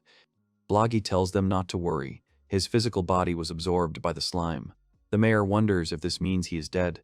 Blaggy says that a specialist like Khan can easily return to this world, and he is looking forward to seeing how things will turn out. The mayor looks at him in horror and admits that he is a little horrified and asks the other director if they really need black magic. He replies that Leon said so and suspects that they do. The woman asks if he has changed since he lost his body. The mayor replies that he does not think he has changed for the better. At this time, Arel is standing at a certain gate. He pushes off the ground and says that now that he has learned everything, he can send it back using flight magic. He bids farewell to Kaito and the others, waving as he flies. They bid farewell with tears in their eyes. Mastima, next to him, says that he is reminded of where his family is. Arel replies that it would take a week on horseback, but with the magic of flight, he believes they can do it faster. Mastima says happily he thinks that he doesn't want to show the demon to his parents. How about letting it go somewhere here?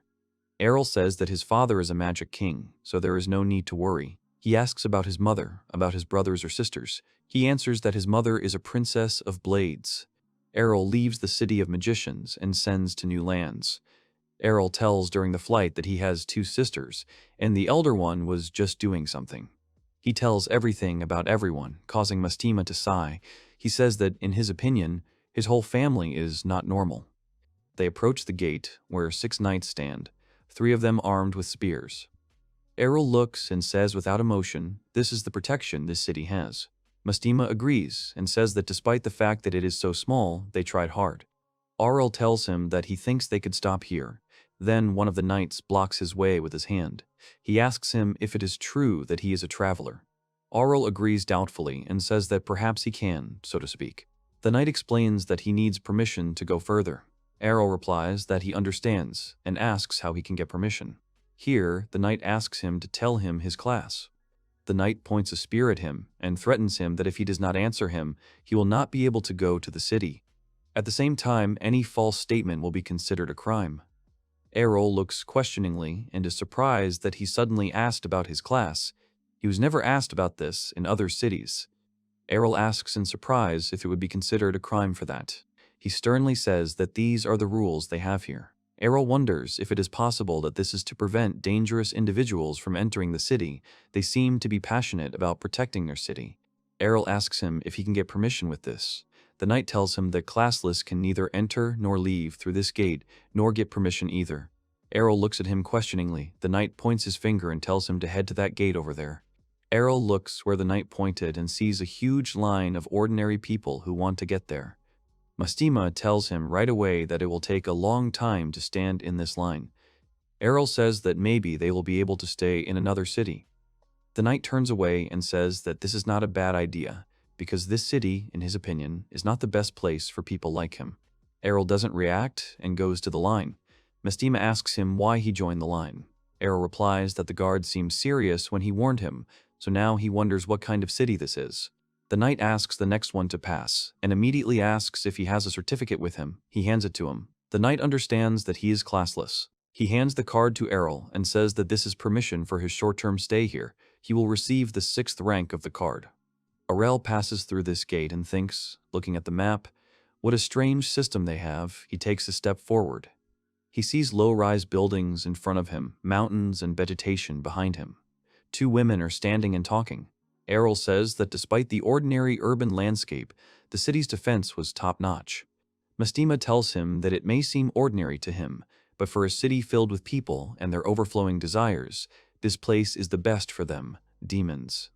Mastima briefly says that all the negative energy is on this bare earth.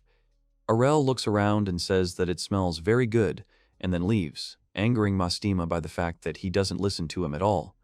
At the door, a guy working there wishes the establishment well and says that they have a table for 2. Arel approaches the guy that he would like something to eat. He smiles brightly, wishes him well, and asks if he can see his card. He shows his card and asks if this is the one he wants to see. He immediately becomes gloomy and says that they serve people from the 3rd rank, so he should get out of here. Another man approaches. The waiter sees rank 2 and asks to be allowed to escort her. Arel watches them. Mastima laughs loudly and says it's like paying in advance, then suddenly stops talking as Arel squeezes him. He says they limit their choice of establishments based on their rank. He says that he thinks they will have to find an establishment that matches their rank. However, the woman angrily shouts, waving a ladle, that they only have 4th rank and above. Another one yells at him, saying that there is no food he would give to a rank 6. One bald guy yells that they are a high-class restaurant specializing in rank 2 and above. Arel keeps wandering around the street and says that there are many establishments here, but none of them sell food for the 6th rank. He starts to think that if there is no such thing here, he sees a sign and thinks that if this place refuses him, he will probably have to move to another city. He approaches the doors and thinks that it is somehow quiet here. Maybe they are not working. He opens the door, walks in, and sees some guy in an apron sitting tiredly behind the bar. Arel thinks he is sleeping. He doesn't understand if this isn't just a regular diner. Here, the man wakes up and looks at him with sleepy eyes. He apologizes to him, yawns, and asks him to come in. Arel immediately tells him that he is rank 6. The man looks at him in surprise. Arel asks him hopefully if he can get a bite to eat here. The man says he can and asks him to sit down somewhere. Arel sits down with relief and thinks that they have finally found food. The man holds out a plate with 2 cabbage rolls and says that this is the dish of the day. Arel takes the cutlery and thinks it is minced meat wrapped in green vegetables and carefully boiled. He cuts off a piece, puts it in his mouth, and says with admiration how delicious it is. He thinks he should tell his mother and the others about it. The man thanks him and tells him to eat and not to hurry. The man says he is confident in what he is cooking, but he can see the state of affairs himself. Arel asks him how this is possible, because the food here is very tasty. He says that he means that he lets in here from rank 6. Arel looks questioningly at the owner. He asks him to confirm that he is not a local. He sits down next to him and says that it must have been hard to find his place. The man agrees and says that no one ever let him in to other places. The man says that he must have figured it out by now. This city divides people from rank 1 to 6. The lower his rank, the more they discriminate against him. At this time, Arel thinks that cases of discrimination based on class are not uncommon, as was the case in his hometown. Everyone was hooting, pointing, saying what a pity it was that he was classless. Arel says that this is the first time he has seen such an attitude in the entire city. The man explains that this city is like heaven for people with high ranks, and for everyone else it is hell, as if they were all servants. The man sighs and says that the low ranks here are not even treated as people, as if he is some kind of mistake. Mastima starts laughing out loud. Arel squeezes him angrily. Arel asks the man why he serves the 6th ranks here. If he refused them, he would get more customers. The man clenches his teeth. He says awkwardly and regretfully that his daughter is of the 6th rank, just like him. He begins to tell that she is a very talented and kind girl. Until she was 10 years old, she was very popular among the residents of their area and townspeople. But then, after receiving the blessing, she became classless, and everyone began to treat her differently. Everyone said that they would not play with her anymore, that she should not come near them, and called her cursed. As they grew older, their attitude towards her did not change at all. The man says with sadness that he wants to save his daughter, but all he can do is offer food to the 6 ranks. He says that nevertheless he has hope. Arel asks him about this hope with this interest. The man asks him if he knows about Japan. He replies that he doesn't know and that it's the first time he's heard about it. He says that this country appeared several years ago, but it is like a colonial empire, gradually gathering more and more countries under its wing. He says that they are treated normally there, regardless of his class. If anything, they are ready to protect him. Mastima thinks that this explains the guard's behavior. It turns out that in order to cordon off the city from the inside, he says that he heard a rumor that Japan is targeting the city. He would really like them to do it right now. The man remembers something, gets up and looks out the window. He says it reminds him that it's time for her to come home. Arel asks if he is talking about his daughter. He replies that he asked her to go shopping in the square. He says there are only a few shops where 6 ranks can shop. Usually she returns without incident. Arel asks why not look for her. He says he would like to explore the square and the steel part of the city. He asks so he can join them. The man says he doesn't mind. They go out and see many people at the market stall. He says that she must be here somewhere. Suddenly they hear a voice that says several times that she is very sorry. The man recognizes it as the voice of Maria, his daughter. They see their daughter kneeling before a man and asking him to forgive her, and he stands there arrogantly and is content with this. The man with the whip tells her that this won't do. He needs to teach her a lesson for the future to be sure. The father calls Emephiria and protects her by covering her with his body. He asks him what he plans to do with his daughter. He sighs and says that he is the girl's father. He points and asks to look at his legs. The man looks. This aristocrat says that she stepped on the shoes he just bought, and it turns out that she is actually a 6th rank. Being stepped on as a 2nd rank person is humiliating. Maria says with a trembling voice that he is wrong. She did not step on his shoes, he just suddenly appeared in front of her. The man asks, so she wants to say that it is his fault, despite her low 6th rank. The man asks to forgive his daughter. He raises his whip and says he can't, and that he must teach her what happens when a 6th rank disrespects a 2nd rank. The man hugs his daughter tightly, and the crowd watches in surprise. The blow is easily stopped by Arel. Everyone is surprised how he stopped him. The man yanks the whip in anger, but Arel does not let go of it. He thinks to himself that he grabbed his whip, he moved in a split second and stopped his attack. Arel yanks and takes the whip from the man. He says that he said he would teach him what happens when a rank 6 disrespects a rank 2. He gets scared and asks what's wrong with him. Arel says he is classless, essentially rank 6. He breaks his whip. He approaches the man and asks him to teach him by example. Then he punches him right in the face. Blood gushes from the man's nose and flies away from him a decent distance. Arel asks what will happen if he hits a rank 2 in the face so hard that his nose bleeds like a fountain. Everyone looks at him in surprise. Arel comes to the bench where the man fell. He sees that he has lost consciousness and tells him to wake up. Mastima tells Arel that his divine protection has been destroyed, so he will definitely kill him. Arel says that he was holding back when he hit him. Arel notices and says that he has woken up. The man immediately twitches as soon as he sees Arela, and he says that he is very energetic. The man starts cursing and telling him not to think he can get away with it that easily after what he did. Arel says of course not. He was hoping he would teach him like he said. Everyone is shocked and screaming, "Is this serious? A rank 6 doing something like this to a rank 2? Then the knights come and ask what the noise is. The crowd then shouts that these are peacekeeping forces. They should run before they get caught up in this. The man laughs and tells Arel that he is finished. Those men shout that they are peacekeeping forces. Where is the man who attacked the high-ranking one? The man points to Arel and says that it is he, the 6th rank, who hit the 2nd rank, that is, him. They all point their guns at him and tell him not to move, and that they will take him to the feudal lord. Arel says that he understands, and that it is logical that this happened.